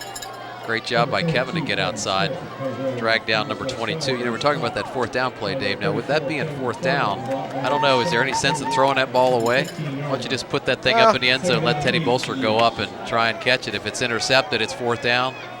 If he catches it, you got yourself a touchdown. So I don't know if that was the place to throw that one away. Have to see what Coach Seipel. Of course, when you got 2 guys bearing down on you that are going to coming after you, knock you into the next side of tomorrow, you don't have that much time to think, so it's easy to say up here. Come on, defense, that away. A lot of red shirts. A nice stuff there on a run to the right side of the field. It's going to make it 3rd down and about 5, maybe 6 yards for the let's Eagles. make it 6, Dave. 5 minutes to go in this 3rd quarter, Greg. Game still tied at 7-7, and defense is looking crisp here too. Yeah, that's good. They're not being pushed around. The line and the linebackers are holding their positions, hitting guys in the hole. So see what we get here. Let's look for number 22. And sure enough, there he is. Stopped him though. Ooh. I'll tell you what, he gets pretty close. He kept fighting and fighting. Braves got to wrap this guy up. It's Kevin Smith. Got him on a schedule or the roster at 5'10", 175. But he runs like he weighs 225. You know, he only got 90. His Braves down. Only got 90 yards in the first half, so he is a number that you got to check every time he's in the game because he knows what he's doing. And he got very, very close to the 1st down here. I don't think he's got it. I think it's close, and I think it's too much yardage there, Greg, to really risk it this deep in the end zone. And Coach Mueller agrees with me, and they're sending out the punt unit. At this point of the game, when you've got 4:30 still to go in the 3rd quarter, it'd be a bit risky to go for that 1st down or 4th and 6 inches. A good stand for our defense as number 26 did a good job. Leonard Riston and number 12 Danny Gill make their way back to receive the punt from number 3, Alex Emmerich. And Alex standing on about the 5-yard line, going to stretch out a little bit as the cold has maybe tightened up his legs, and there's movement by the Braves. Oh, jeez. I'll tell you what, Greg. That's huge. If that's against huge. us, oh, that's it going to be a is. first down. And looked that is like exactly not 57 what, Chase Daniels. Somebody on that right side move. Boy, that's a first down. Oh, not what Coach Tyson wanted to see there, Greg. And, you know, they teach you, and we've seen Bo do it a couple times too, is that you got to watch the ball, not listen to the quarterback. It's a punt. Well, there ain't a quarterback in there. It's a punt.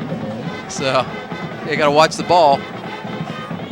Ouch, that hurt. So LR defense made a great stand there, and they're just going to have to do it again. So Tristan Moore gets new life here as he gets the ball now 1st and 10 on the 31-yard line. He's got a receiver out to the left. It's going to be a handoff. Oh, that way. There's a good play. Number 25, or pardon me, number 22. Their running back, Kevin Smith, is brought down there, Greg. 76, Zach Friedman. By Zach Friedman, who gets him in the backfield for about a 4-yard loss, 3-yard loss. I like to see that. I like to see Smith be going backwards the whole time. Yeah, absolutely. And also number 32, Mitch Klosser, over there made a nice play. He's been kind of a quiet, unsung hero when he's in there. He does a good job at that corner position. Former hockey player. Is that what it is? That's all right. why he's so tough, man. He knows how to play. Back pass. Pass is out. Look out. Look out. Look out. Oh, thank you very much. I'll tell you what. Number 2, Josh Beckner. And number 33, Teddy Bolser beat. And that's hard to do. Teddy's fast. Woo. And you got to give Tristan Moore some credit. He put the ball right where it had to be. And fortunately, that was a nice throw. For that was the Braves, if you're a Braves fan, Josh wasn't able to bring it in. That could have been a problem. So thank you. We'll take that. We always like to see drop passes by the opposition. Okay, long 3rd down now. Big third down here. 3rd and 14, Greg. Got to be looking past. Let's see that. They're going to run the. There's that inside handoff. And the Braves, I think, got the ball. All right, yeah. Who's in there on that? Either 32, Klosser, 12, Danny Giller, 55, Sammy Moore. I think Big Sammy Moore was involved in that. Somebody got in there and got on that ball. And that's yep, look at all the guys giving Sam turnover. A high five. Now we're talking. They were trying to run the draw there, Greg, and good call. Just set up for a.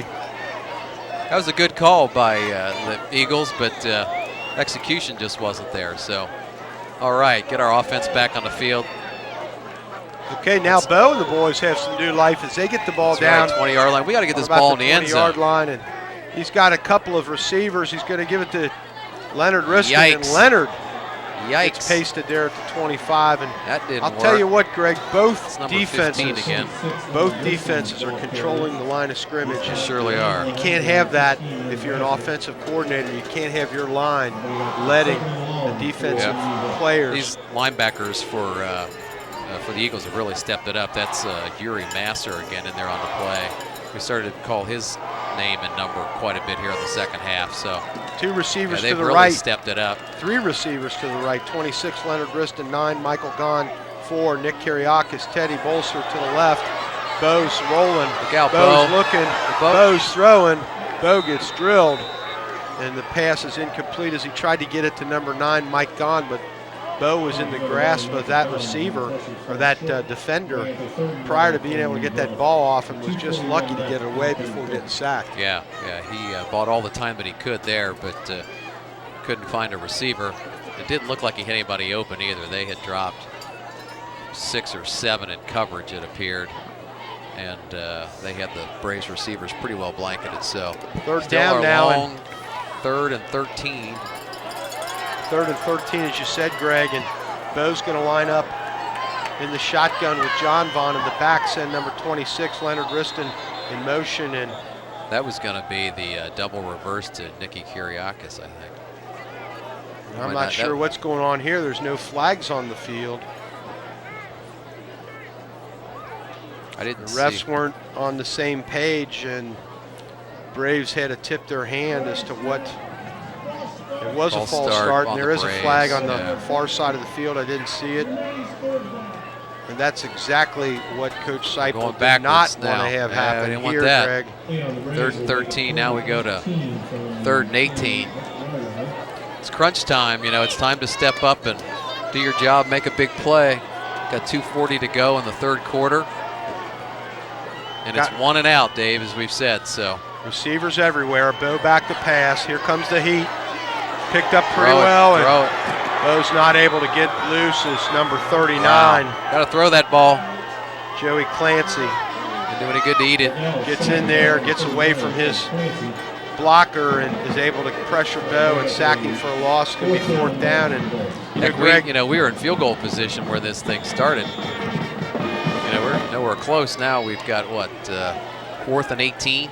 well, on the 28-yard line there, this is exactly what you said we should have done the last time. We put our big receivers in there. We just shut it up in the end zone, see if somebody can come down. Put it up, with it. yeah. Hey. And that's exactly what Coach Seipel's going to do. As he brings Can't kick a field goal from here. I mean, that'd be a 47-yard field goal. But he brings number 17, Kramer Hendricks, our tall safety, in, who also does find a great Teddy job. Bolser. Just find Teddy The Bolser. ball's going to go up in the air. There's a a flag. Ball's knocked down.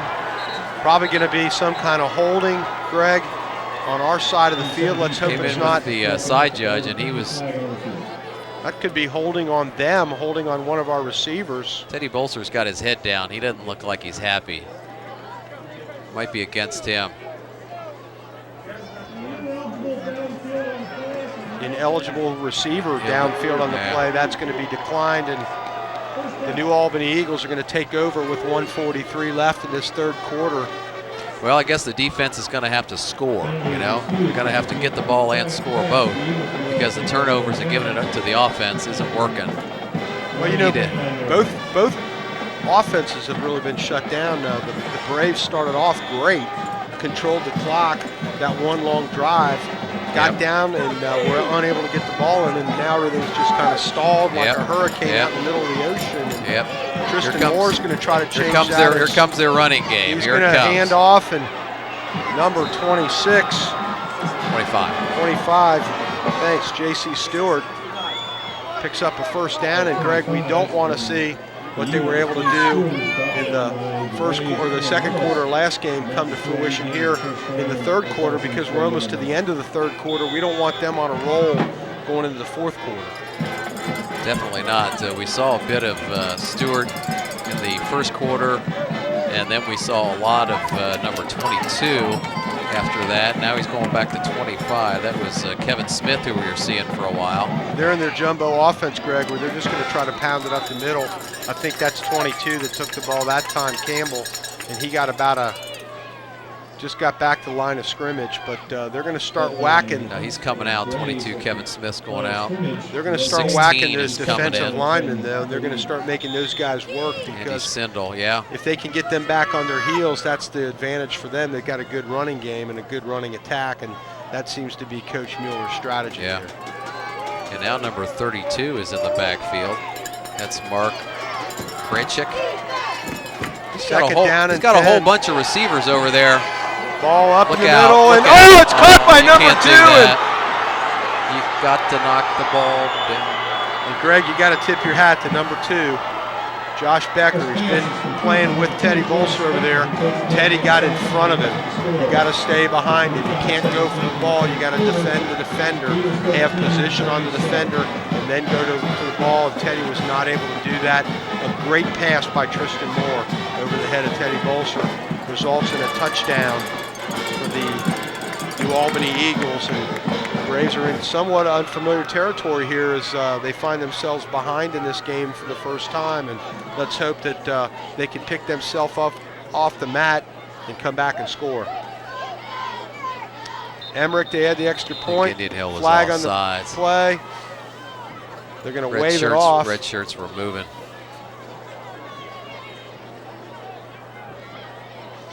See what we have. There's the ref.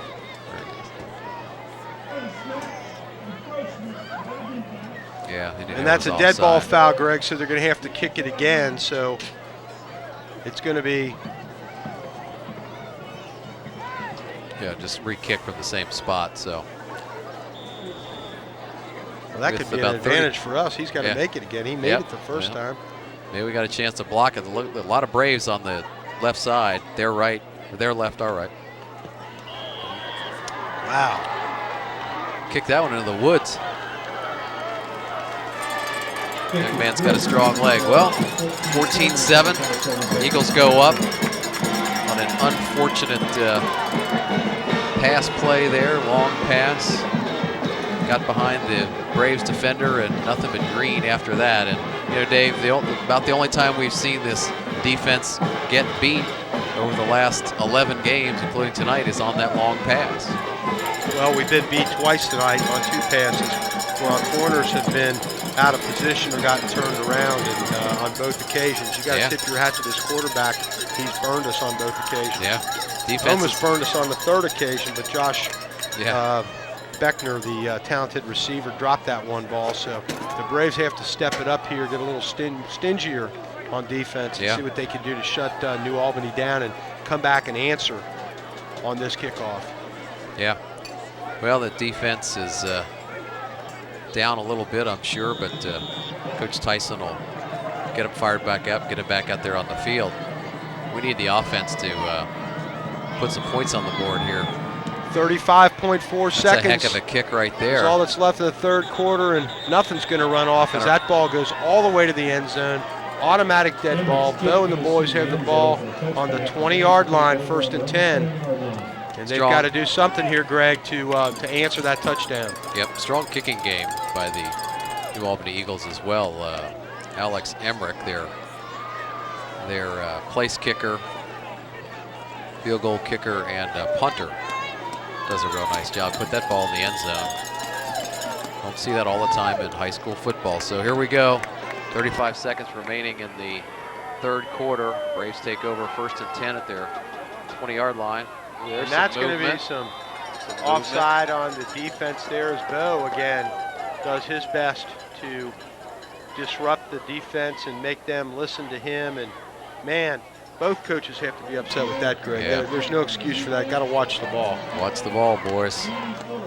We have talked about Bo doing a great job with that hard count. As that little hard count bobs that head. It worked that time. 2nd down or 1st down now and 5 as the Braves are the benefactors of a penalty by New Albany, and Bo's going to send Leonard Riston in motion and give the ball to Leonard on a fake handoff, and Leonard comes around the side on the ball. Leonard out away. Is able to bring the ball out to about the 35-yard line to the delight of the Indian Hill Braves fans. First down. Picks up about 7 or 8 yards there. Good job for him. Real nice job. Leonard's doing a good job on those reverses. Understand he's a really good young man, nice young man. Came in here, transferred from another school, and fit right into the program, fit right into the community.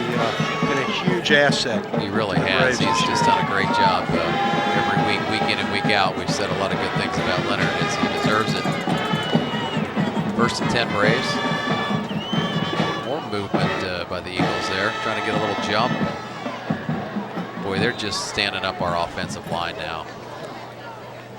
Well, they're starting to feel it, Greg. That's going to be Time's last play down, of the I'll tell you. 3rd 12 quarter, minutes to go. The Braves have to find an answer. 12 minutes in this season, Dave.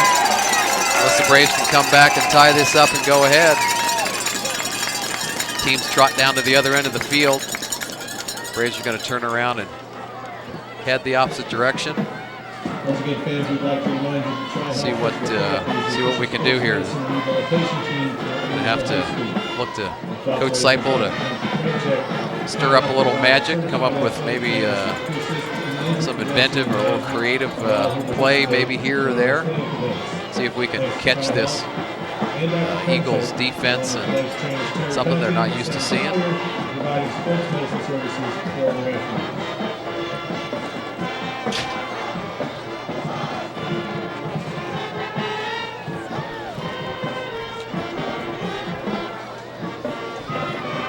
Greg, we're apparently having a couple of technical difficulties with the cameras here. And we've got a timeout, and Coach Seipel's out there talking to the Braves and trying to get them motivated to do what they've done a couple of times in this game, and that's take control of the line and allow Bo to have some time and the running backs the holes necessary to get positive yards. And that's really the key here is, it's smash mouth football. You got to do better than the guy on the other side. Absolutely. You got to take control crunch of the time ball. now. You got 12 minutes to go in the season. Second potentially down in the season. 2nd down and 7, and Bo hands off to John Vaughn, and that's a pretty good hole there. Bangs that thing up inside. That's a good run. Picks up about 3, maybe 4. It's going to be 3rd down and about 3 yards to go, Greg, and that's the answer that we need. Is we've got to just keep working. Yep, just keep pounding that ball inside. See if some good things can come from it. I'm impressed with this Eagles defense, though. They've done a very good job. They look to be disciplined. They hold their positions, keep their spots. Leonard Riston in sucked motion. in. John Vaughn takes the ball and uses that great away, speed there. Boy, there's a burst of acceleration. That's what we like to see from John. Came up on the Great right run. side of the field and was Great tackled run. there by Yuri Masser, a kid whose name you've called a couple times, but not before John Vaughn was able to pick up the 1st down. And that's the kind of effort we need to see the rest of the game. Yeah, Greg. we need to see that from the entire offense, and it needs to be sustained over the next 53 yards. And let's get that ball in the end zone, get this thing tied up. Bo's got a 1st down now with the ball on about the 46 and a half yard line, and he's back to pass, and they're sending everybody, and he gets the ball off. Leonard Riston catches it and drops to the ground, and good job. That ball was tipped there at the... Looked like, somebody got a finger on that. A little bit of a funny flutter to it after that, but good job by Leonard coming back for the ball. Not able to run too much after the catch, and there was a Eagle defender right there on him, but it's all right. 5 yards on 1st down. We'll take that anytime. 2nd and 5 Braves. Bo brings him up to the line. 10 Joe Thomas split out wide here on our side. 39 John Whitehouse goes in motion. And John Vaughn goes up the gut and gets to about the 45 yard line of the Eagles, maybe the 46. It'll be 4th and maybe about 2 yards to go, Greg. 3rd and 2, pardon me, to go, and that's a good position to be in because you've got a lot of options if you're Coach Seipel. Yep. 3rd and 2, about midfield. Ball's on the 45 yard line. New Albany 45 yard line. Number 10, Joe Let's Thomas. See what Coach Seipel has in mind here. To the left, 3 receivers to the right. They are bringing everybody, and John Vaughn is able to push his way up, and he's going to be close, Greg. It depends on the referee on our side is not going to give him a favorable spot or as favorable they're calling as I'd like 4th to down. see. They're going to put that ball, they're going to move it back a little bit. I thought he had it. It looked like he had the pile moving, but they actually moved it back a little bit. Boy, there wasn't much of a spot there. Got some 4th quarter or some 3rd quarter stats, Greg, for the game, and we'll go through those in just 1 minute now as it's 4th and short for the Braves and a very, very big 4th down for Bo Cordell and his Indian Hill Braves offensive unit, and Bo's going to go forward and he's going to get it. That's a 1st down, but now there's a penalty flag comes flying in. That's not goes good. In, and we'll have to that see came what from that the is. referee. That's not good. Face mask. Bo's signaling face mask. Hopefully he's right. Well, if that is a face mask, yeah, that's good. hopefully it'll be the intentional kind. Not that we'd ever want to see. Yeah, that's what it is. Preliminary. Yep. Bo Cordell. Let's take the 15 one. I don't want any of this. I didn't do it on purpose 5 yard stuff. Bo Cordell. Yeah, that's what we got. The I didn't do it on purpose 5 yard one. Well, we'll still take the that. Unintentional. Yeah, we'll take that. It's our 1st down. Moves us down to about the 39 yard line. I was thinking big though. I was looking for that 15 on that one. Greg, the stats we have through the 3rd quarter is still pretty even. 1st downs, New Albany's got 12, we've got 11. Time of possession, they're 17-27, we're 18-33. The only difference is they got 7 more points than we have. John, hold on to the ball. John Whitehouse. There he goes. Come on, John. Does a great job. That away. Of going over there on the right side, Greg, and picking up about 9 yards where he should have been sacked for nothing. Absolutely. Great job by John. Just found a little sliver of a hole in there. Tuck that ball away, snuck up inside there. Makes it a 2nd and quick. 2. John's quick. He's a good job. 8:30 and counting. The fourth quarter. 8:26 to go in our playoff game here tonight. Braves 2nd and 2. Bo Cordell now back to pass, looks, fires out in the flat, and number 10. Come on, Joe! Yeah, baby! All right. Nice pass. That's the way to do it. By Bo Cordell to Joe Man, Thomas. that's the way to do it. And man, he went up, got that ball, wasn't afraid to get hit. Brought it down, made the defender miss, one in. We're 1 point away from tying this baby up, and that's exactly what we had to do, Greg. That's Looks like the exact TJ answer. Hushmanzada going up for that thing. That's the exact Pulling answer that down? that we needed to that touchdown from New Albany. And now, You know, we got Bo as the holder now because Joey Werdeman's out. So let's see. I hope Bo's had a chance to practice this. Let's see. the Italian. Yes, all right. Italian. Woo! Not by much, but it went over. That's all it has to do. Put that ball through and make it 14-14, Greg. And what a huge score that was for the Indian Hill Braves. That was big. Good to see our passing game getting on track. Great throw by Bo. I'll tell you, we have seen Joe Thomas pull in some balls this year too. You know, we've seen a series of great catches by that young man. Another new player, Dave, as you know, this year has come in and won himself a spot. Done a great job, worked hard to make the team, and has really done a lot for the Braves this season. Well, here we go now. Braves kickoff team on the field, and I'd like to see the kickoff team on the field 4 or 5 times. Yeah, I'd like to see that all the time. I think last week in that Purcell game, Michael Schmidt had 6 or 7 kickoffs, and that's always a good sign. I'd like to see that. So here we go. Mike Schmidt got his kickoff team. Squibbler? He's going to do that deep kick, and ball's on the ground. Braves are coming to get you, boy. Come on, number get out 20 there. down there on the 10-yard line. Crowd loved it. Look at the crowd. They're on their crowd feet. is starting to get motivated as the kickoff team does That's an number outstanding 44. job of getting Max in there. Hendricks. Number 23. That's my son, Andy Prum. Prum. Gets Yeah. out there Woo! and does a great job when his number's called, Greg, Where'd and that boy get that speed? from his mom. Man, great play. But Greg, Great job by those guys, you know? Special teams sometimes goes unnoticed, but it's one of the most important parts of the game, and really now have put the Braves A couple of in a good underclassmen position here. stepping it up. Andy's what, a sophomore? I think Max is a freshman, isn't he? Yes, he is. Max Hendricks. Attaway. An attempt to run up the gut is not as successful as Coach Mueller would have liked it on the Eagles side of the ball. That 76? Zach Friedman again. He's having a heck of a game. And their ball carrier gets right back to the original line of scrimmage, Greg, and now the Braves are kind of fired up. And That's right. That's what we want to see as this game starts to tick down to the final minutes. Crunch time, Dave. 7:39 and counting in the contest. 2nd and 10. Let's see if one of these linebackers can make a big play here. Strip that ball, maybe. They were able to run the ball Take up that. the middle for about 4 yards, Greg. And Who is the back de jour now? We're back to number 25. well, I can't see that Do I far see? out. It's 25 or 22. It was, I think number that was 25 again. I think that's J.C. Stewart.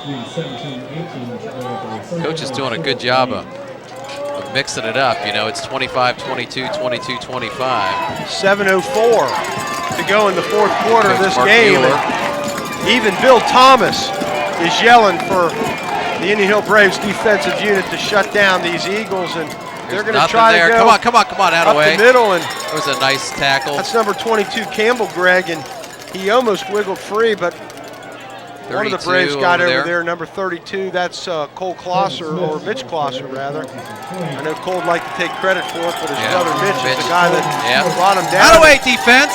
The defense does their job, and Get that ball gives back. the There we go. offense another chance to get out there and do their job as Leonard Riston and Danny Gill are back deep. This would be a nice time for a return here. Here we go now as number 3. Emmerich is back to punt on about the 5-yard line. He's going to get the ball off. It's going to go to Danny Gill's side of the field, and Braves move out of the way, and takes a definite eagle bounce. Yeah, nice bounce Rolls there. down to about the 34-yard line, and that's where the Braves will get it. Bo and the boys will start this series with 6:01 left in the fourth contest. quarter. In the contest. And it's 14-14, and Greg, we need just one more score to win this game. A nice long sustained drive here. Run that clock down, put 7 up on the board, let our defense come back on the field. Well, you know what a long drive does too, Greg, in addition to burning time off the clock, it also lets our defense rest, so when they're out there, they're able to handle those running backs. Yep. So here are Bo and the boys on the 34-yard line. 6:01 to go. Bo's in the shotgun, sends 39, John Whitehouse in motion. Handoff, John Vaughn up the gut. Nothing he gets there. Maybe a yard as he's pasted by a couple of Eagles. Big number. Looks like number 10. Jimmy Thomas getting up slow there. Number 72. Nate Blankenmeyer is one of the guys that brings John Vaughn down. And 39, John Whitehouse comes out, Greg. 26, Leonard Riston comes in. Bo comes over with the play, and we'll have to see what happens here as he's got a second down. Coach Seipel has in mind here. 9 to go. Razzle-dazzle maybe. 2nd and 9. Leonard is going to get that on ball. That sweep. This is Leonard's got play. A bunch of guys. Come on, Leonard. And Leonard got away. Gets the legs cut out from under him, but good job. He's able to pick the ball up. And you see the Eagles trying to say they had the ball, but the refs will have none of it there. And it's our ball. Good gain by Leonard. 3rd down and about 2 yards to go, Greg. A great play there by Leonard. Leonard has had some big runs this game, and I'm trying to pick up. We have a player down. Right in front Might of the be Indian Leonard. Hill. It's hard to see. We've got the Indian Hill bench. Got those big players there in front of us. That big number 45 is blocking me. You know that guy, Michael Schmidt. I think it is Leonard. He got whacked pretty good, and looks like they're working on his legs, and he's getting up, and he's all right. A little groggy, maybe. Not away, Leonard. Gets a nice round of applause. He's had a great season. He's had a great game tonight, too. Partisan crowd here, Greg, at Tomahawk Stadium. And I think he just got his bell rung, Dave. He'll be back. He's a tough young man. All right, here we go. 3rd and 2. We don't want to make this 2-down territory. Let's just go ahead and get it right here. Go back. Bo passes. Look out. Joey Thomas catches, and he gets tripped. Oh, baby. Great pass. He was on the way. Might have tripped on Michael. Might have tripped on Michael Gomes. 9 and 10. But what a great job both those guys did as Joe Thomas cut a slant over the middle, and Bo put it right there. Right there, right on the 1 and the 0. Joe did the rest, and what a huge catch that was for the Braves. Big time. We're down now on about the 28-yard line, Greg. Yeah, great play. Michael Gomes was just trying to get out in front and pick up a block. I think there was only one Eagle in the way, and Michael and Joey Thomas got tangled up a little bit, but 1st and 10. John Vaughn, go. And he gets the ball out to about the 25-yard line, maybe 20. It's going to put it right on the 25. Pickup of about 3 yards. Another good gain for him, Greg. Yep. Nice, hard, good hard inside run again. 4:10 to go. Become his for Bo and the boys. Trademark, his signature style this year. This could be huge for the Braves as. See what we're looking at here. Kind of on the march here, Greg, on the 25-yard line. Let's find Joey Thomas again. They're going to hand off to Leonard Riston, up inside. Look at him. Just that ball. Shoestring tackle there. Just looked like the carpet monster got him. Man, I'll tell you though, he's moving and bobbing, and he is able to take. We were commenting before about Campbell on the New Albany side of the ball and how he's able to just take a small gap or a small seam and exploit it. And Leonard did that. It looks like he's a little shaken up again as he left his feet and hit the ground. That ground is hard and cold, and the trainer's out there again taking care of him. Let's hope it's not anything too serious. He smacked the turf with his 2 hands as he was sitting there like, darn, something didn't go right. I hope that doesn't mean he knows something's twisted or broken or what have you. That'd be a huge loss for us, Greg, if something happened to Leonard Riston that was serious. And You know, more times than not, it's not a serious injury. It's something maybe you're out for the game and you come back, and let's hope that that's. Oh, no, here he comes. Well, I think he just likes to get the round of applause from the fans. It's his own round, yeah. Because, you know, he comes Likes out. to get his helmet off. When he runs the ball, he comes out anyway, and then he goes in the next play. Yeah. So maybe he's doing that just to Coming get over the the girls bench. to cheer for him a little bit more. Could be, I'll tell you. He's 3:36. an exciting runner. Clock's running again. Bo and the boys on the move. We've got the ball down on the We need 7 here. 20-yard Running line. this clock down at 7, and let's put this thing in the books. I'll take 3 yards for a first down, and John Vaughn's going to try to get it and get drugged down. And now there's that doggone number 15 again. Greg, 3:14 and counting. We got the ball on the 22-yard Yuri line. Masser, he's in there It's messing going to things be a up very, again. very big play here for the Braves. They have to see what happens for the Braves right now as it's 4th. I thought Coach 3. might throw that on that 3rd and 3 or so there. I thought we were going to see a pass coming from Bo. But we didn't, and we lost a little yardage. Fans are riled up here as everybody's on their feet. Good Bo place for Cordell. that little screen, little John Vaughn screen that we run so well. Bo Cordell in the shotgun. See what we get here. He's back to pass. And he gets brought down on a sack as number 10. Got eaten up Nate there. Blankenmeyer penetrates Greg and is able to Cordell bring him didn't have down. a chance on that one. Now there's 2:33 left in the game, and the defense has to stiffen up here. Defense We've got to is get going the to have ball to back. get tough. Well, Greg, we're a long way from the end of the game, but let's talk a little bit about how an overtime works. Hopefully we don't have to use that, but it's looking likely at this point. Maybe the defense can get a turnover here. This defense has done that all year long. Let's see what they can do. If we go into overtime, what happens is each team gets the ball. There'll be a coin flip, and the team that wins the coin flip will decide who goes first. Normally the team that wins wants to go second because then they know what they have to do. And it's sudden death. Both offenses get an opportunity to have the ball. Both offenses get an opportunity to score. And you keep going until somebody scores. And whoever scores wins. The ball's out of bounds over there in the flat. Yeah, it looked like he was out of bounds anyway, although he didn't catch it. Is that number 2? 2 minutes to go now. It's Josh third down. And Greg, now the question you got to ask yourself, there's 2 minutes to go. We've got the ball, or they've got the ball on the 32-yard line. Third down here. Come on, defense. If they run the ball, do we call a timeout to stop the clock? Pass. Look out. Ball's tipped. And man, I'll tell you, I think big number 57, Chase Daniels got a hand up got on his that. call in on that. I think you're right, Dave. They're going to have to punt, Greg. A great job by the defense. Good job by our defense. And I'll tell you. how many times have we seen that this year and that year and last year when the defense stepped up to shut down an offense that was, threatening to do something great. Yep. Defense has just really carried the team this year. They've just played excellent. See what we can do here. See if we can get a return. Nope, not on that one. Kick and go out of bounds. That away. Go out of bounds. That's fine. Ball down 38. We'll take that 38-yard line. That's great field position. Well, 147. You know he's trying to kick it away from Leonard or Danny Gill, that's for sure. So that may have worked out to their advantage. Well, we were at that one game where they were kicking him out of bounds intentionally. Yeah, wasn't that Deer Park? Taking the penalty because they didn't want our backs to handle the ball. They didn't kick a ball in bounds the entire night, I don't think.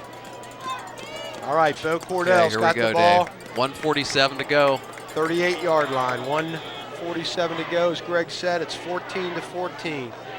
The Braves are starting a 1st and down series here, a 1st and 10 series here. They've got 2 receivers split on both sides of the ball. Offensive line's got to really step it up here. John White has back. Give him with some the protection. great play fake, and he's going to pass out in the flat. Look out, look out. Oh. I'll tell you, wow. Greg. That was dangerous.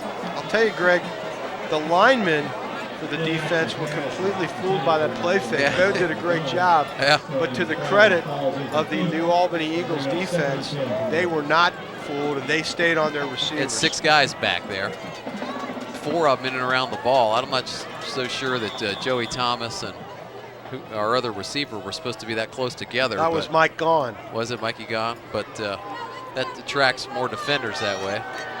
Okay, 2nd and 10 now 39. from the 37. Bo back in the shotgun We need a first again. down. He fakes a pass and then gives it to John Vaughn, and Coach Seipel's going to let a little bit more time burn off of the clock before he Need a first down. starts throwing down the field. And we do need a first down, but Gonna the clock leave. is Gonna leave too much time. They give them time to come back and score. well. We learned from And that one. We that learned Emmerich kid, he'll kick a 40-yard field goal too. We learned from that Deer Park game you only need 0.8 seconds Yeah. to score a touchdown. So Yeah. let's not give them any time to do anything here as Bo Cordell and the Braves are looking at a 3rd and 9, 1 minute to go in the 4th quarter of this game. And he hands off John Von Dalen. We're just playing a running game here. Number Able to get 32 on the ball up tackle to the there. Good open 45-yard field tackle. line. And with that, Coach Mueller calls a timeout now, Greg, and he's going Wow. to try to do something. He's got 48 seconds left on the clock, and he's going to see if he can get his offensive unit to do something here. Yeah. Well, it looks like the Braves are playing for the tie with the play calling there. You do play for the Playing tie for on the the tie. road, and Yeah. the win or the tie at home and the win on the road. So let's see if this strategy works for Coach Seipel. Is the first pass that they try during this series isn't successful, and he decides he wants to try to burn some time off the clock. Goes conservative. It's probably a good first down call.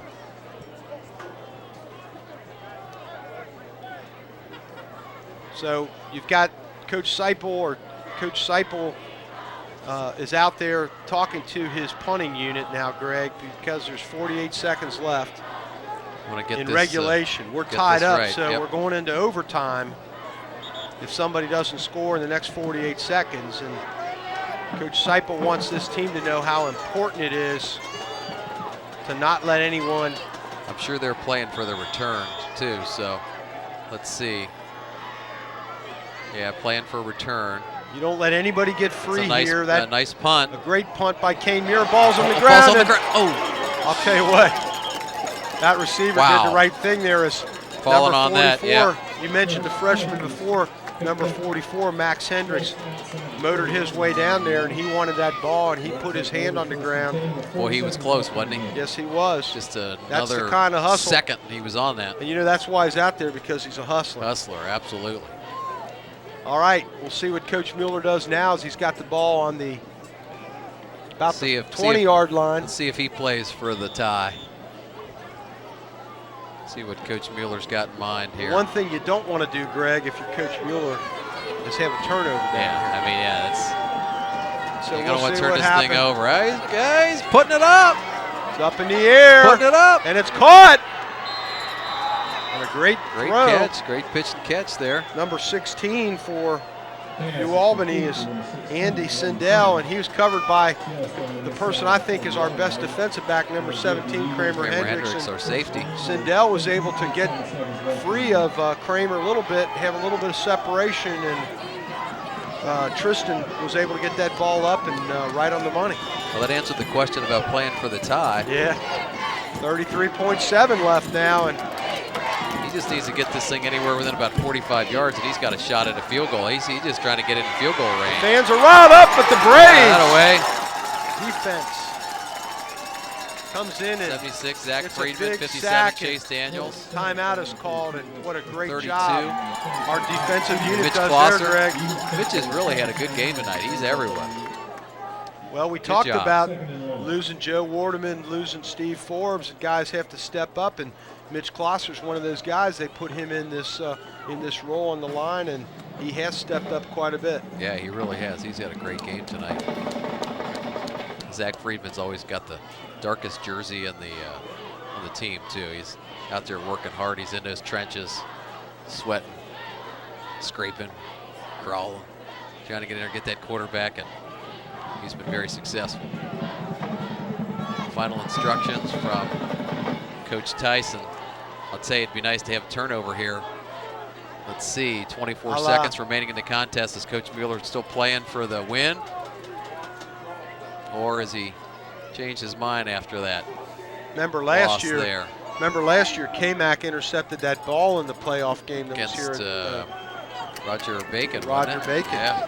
And turned the tide, and maybe we could see a little of that action as well. One of our DBs intercepting. Nice pass there by Tristan Moore, and 15 seconds and counting, and they're not going to use their last time out, Greg, and that's going to hurt them. Yeah, boy, here comes clock management, or now they call that timeout. Boy, they let 10 seconds burn off the clock before they use that timeout, and that was not smart clock management by the New Albany side of the ball. And now you got one play. They got one Hail Mary chance at it. You're going to shuck the ball down the field, try to get it as close to the end zone as you can, maybe hope for a penalty.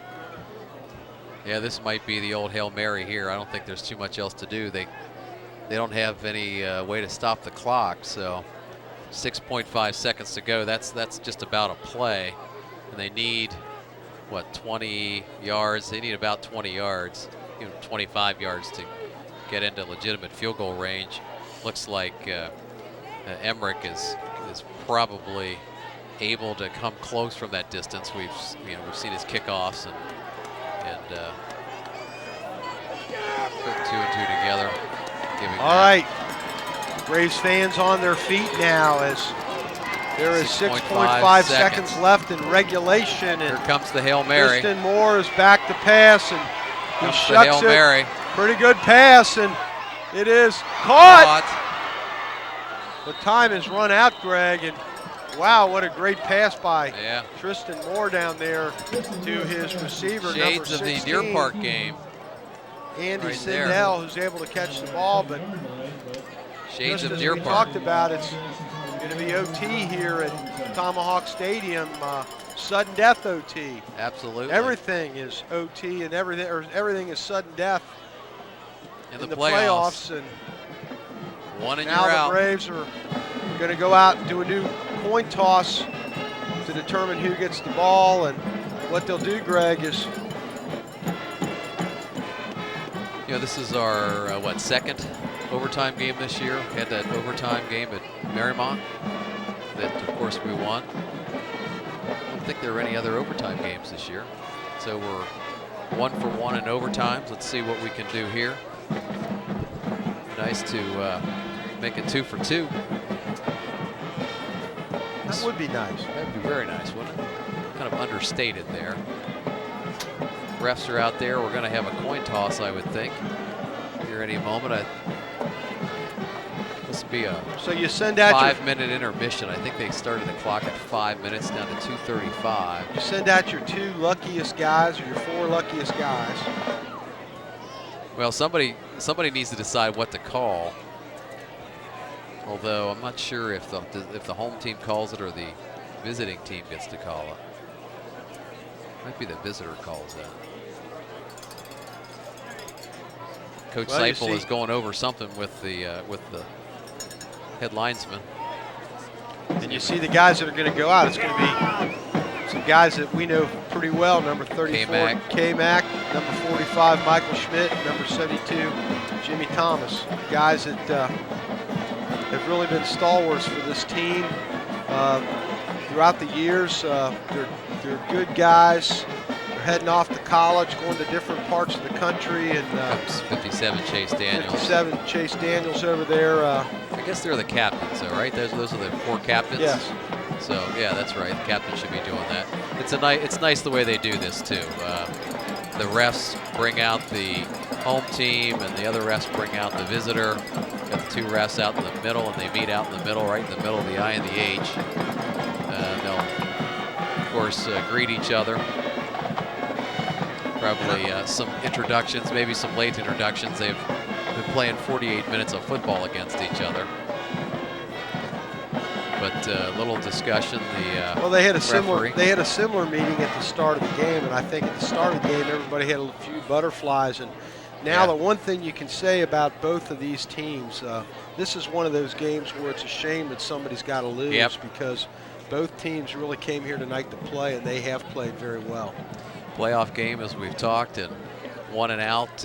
Not like a regular season game where you go home and fire it up next week and come back again. This is it for whichever team is not victorious. Hard and to see. although we mentioned that the Braves refs turning, Dave. Let's see what we got here.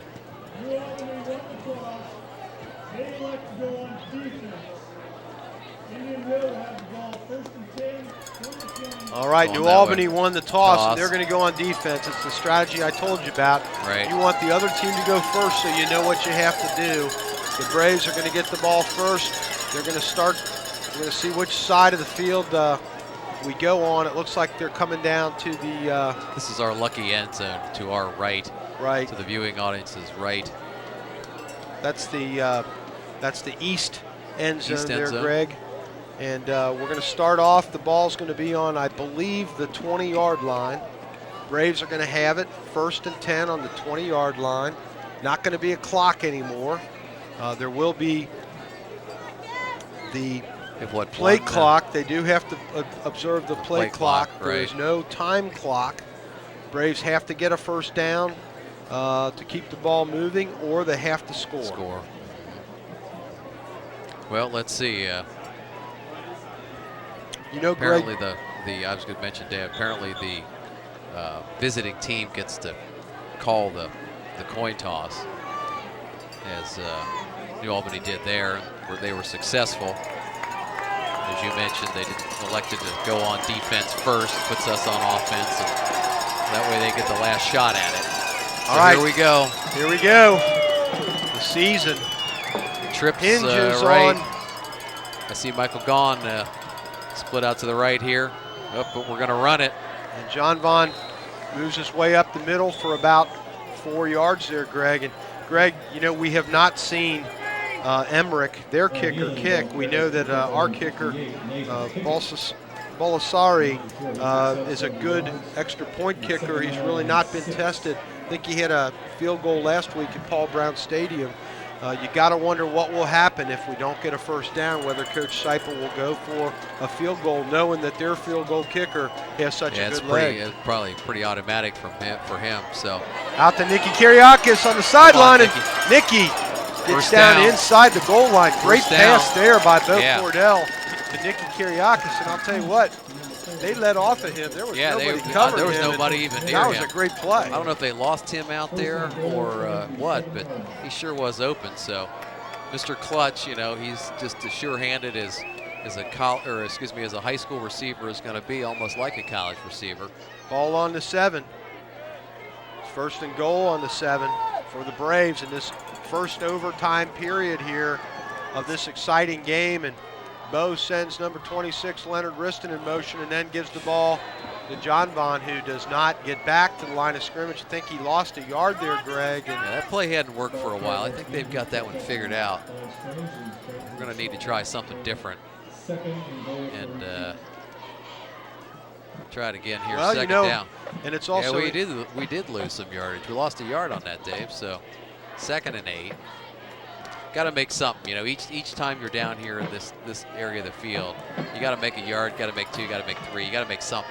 Michael Gaughan and Nick Kiriakis on the right. Number 10, Joe Thomas, and Leonard Riston on the left, but Leonard's now in motion.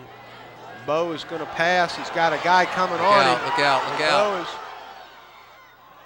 gets it to Leonard, and Leonard can't hang on. And, man, number 25. Pretty good pass there.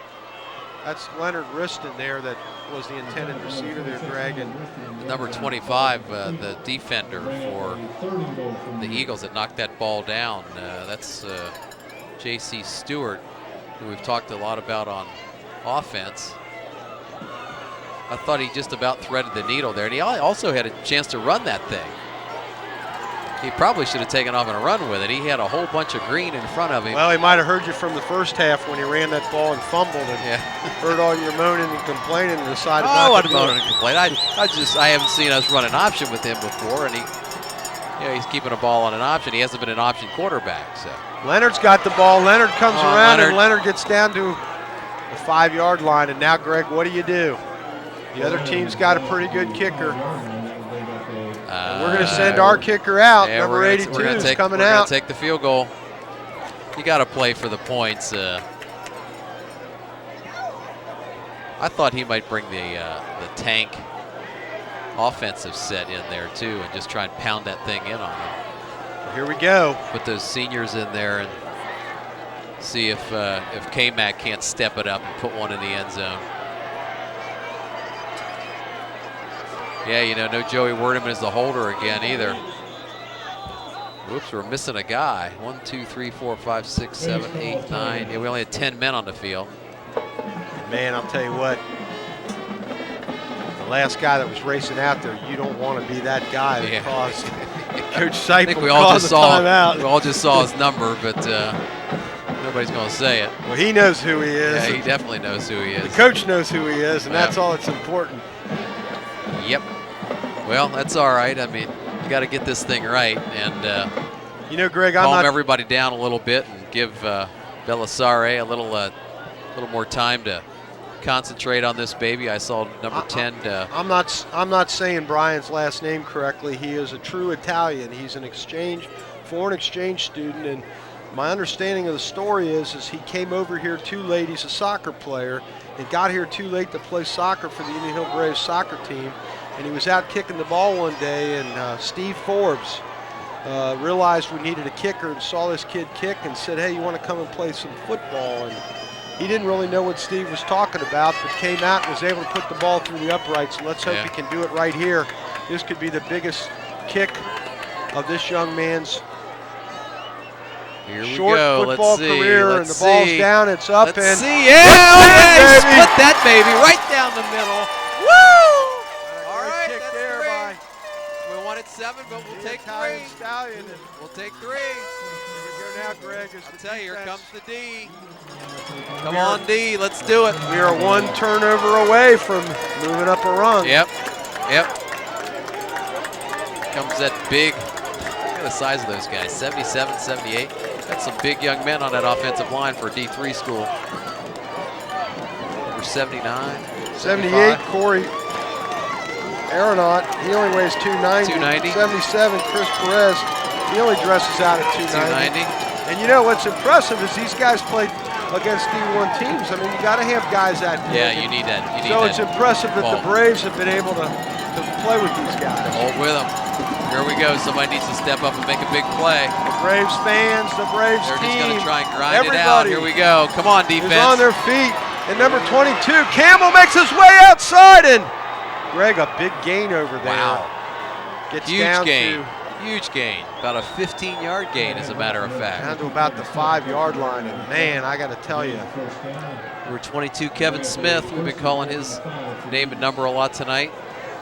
Well, 1st and goal now. We've done it once. We do it again. Goal line stand. Come on, defense. Let's go. Turnover would be nice. Somebody step up and make a big play. Number 19, Tristan Moore. This is what it's made out of. He's going to hand the ball off. Here we go. Come on. Number 22, Campbell. Get the ball. Gets a couple yards and moves forward. And, Greg, I'm not liking what I'm seeing. We got to push that line back as Campbell picked up. We're getting pushed around just a little bit down there. Our season. Big number 77. Hinges. Chris Perez at 290. Our season hinges on about 3 yards, Greg, and our defense has Sammy Moore probably doesn't weigh 200 pounds. He's got a guy 290 pushing on him. But he's got a heart of a guy who weighs 350. I'd still take Sammy in the fight, no question about that. But what a weight differential. You just don't see a lot of that at this level of football. Tristan Moore hands off 22, and somebody hit him good. Gets down to about the 1 foot line, and can't it's now see. I think it was 45. Down. Michael Schmidt gets him there. I'll tell you, Greg. You talk about here we go, another goal line stand. The Braves need to pack it up here. The whole season on the line. The playoffs on the line. 79 comes out.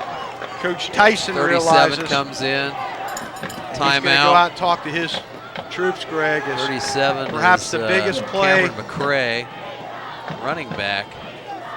They're switching him up. He's got a whole host of running backs over there. We've seen quite a few young men at the running back position. I don't believe we've seen 37 in there too much. Here we in a go, fullback Greg. position though. Cameron McCray, 6 feet 190, senior running back, also a linebacker. See him on defense. Might be part of their tank package. Also see Blankenmeyer in there. He's number 10. He's, I think, an extra tight end. So looks like they're going with a pure power package here. 3rd and 1. This is definitely 2-down territory. So I don't know about that. well, you don't get it here, you're kicking the field you're kicking. You think, yeah, I guess you're not going to risk the Braves stuffing you again, but they got a bunch of guys in the backfield. They got their big guy, and there he is. There he is, and that's the game, Greg. That's it.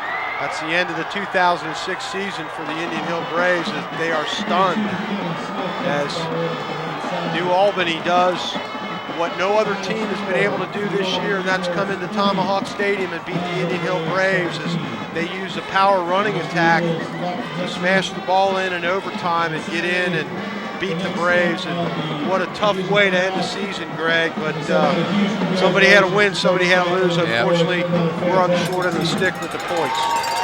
Yep, number 12 is number 22, wasn't it? I think it was. That's Kevin Smith, who's been doing most of the damage here in the second half, frankly. He had the 15-yard run there on that first down. That's really what killed him, Dave, that first down run, 15 yards. Well, they got it 1st and goal from the 5-yard line. That's tough for any defense to hold them out from there. So final score, that was the difference. Final score is New Albany 20, Indian Hill Braves 17. New Albany is going to move on into the 2006 Division III playoff picture. Braves are going to pack it up for the season. The seniors are going to say goodbye to Tomahawk Stadium for the last time, Greg. Not the way that these guys wanted to go out this evening, but a pretty hard-fought football game. And all in all, even though we're on the short end of the stick, very proud of my Indian Hill Braves. They did a great job here tonight. Braves have had an awesome season. Of course, anytime you go 10-0, can't get any better than that. That's perfection. But we all know they wanted to win here tonight. Came awfully close to doing it too. Just came up a little bit short. Well, Greg, we look at the Braves as they are congratulating New Albany, and they're making their way down to the west end of the stadium, down to the west end zone area, where they're going to talk to Coach Seipel for the last time this season. We mentioned your son Michael Schmidt is graduating, K-Max graduating, Chase Daniels, Kramer Hendricks, a bunch of guys, a bunch of seniors. Michael Gahn, Joey Thomas, Jim Thomas, Drew Voss, Sam Moore, as we said, Steve Forbes, Joe Wardeman, Owen Willis. Ani Nuwami, whole bunch of guys out there that are graduating. Mitch Klosser that we've mentioned. John Whitehouse, I think you've already mentioned as well. It's most of the group. So great senior group. Dom Dorman, Ben Castros is a young one. So poor Joey Wardeman too with that bad shoulder. Hope his shoulder and collarbone is all right.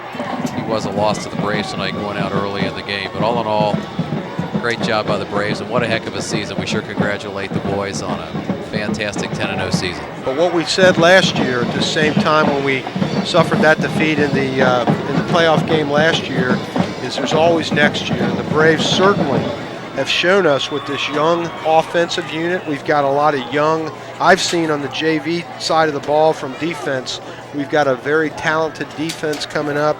If you're an Indian Hill Braves football fan, you've got a lot to look forward to down the road, because we've got guys that are ready to step up for these seniors and play exciting football. And so you and I will have the opportunity, hopefully you'll be back, and you and I will have the opportunity to watch these guys, these younger guys, step up and try to fill the shoes of some of these seniors. Yep. Yeah, they've got a lot to look forward to next year. Look up and down the schedule. Of course, Teddy Bolser, our quarterback, Bor Codell. So we'll look forward to seeing these guys next year. Okay. All right, Dave, great job. Pleasure to be with you. For Michael and Abby's dad, Greg Schmidt, this is Joe and Andy's dad, Dave Prem, from Tomahawk Stadium here in Indian Hill, Ohio. Good night, everybody. Thanks, guys.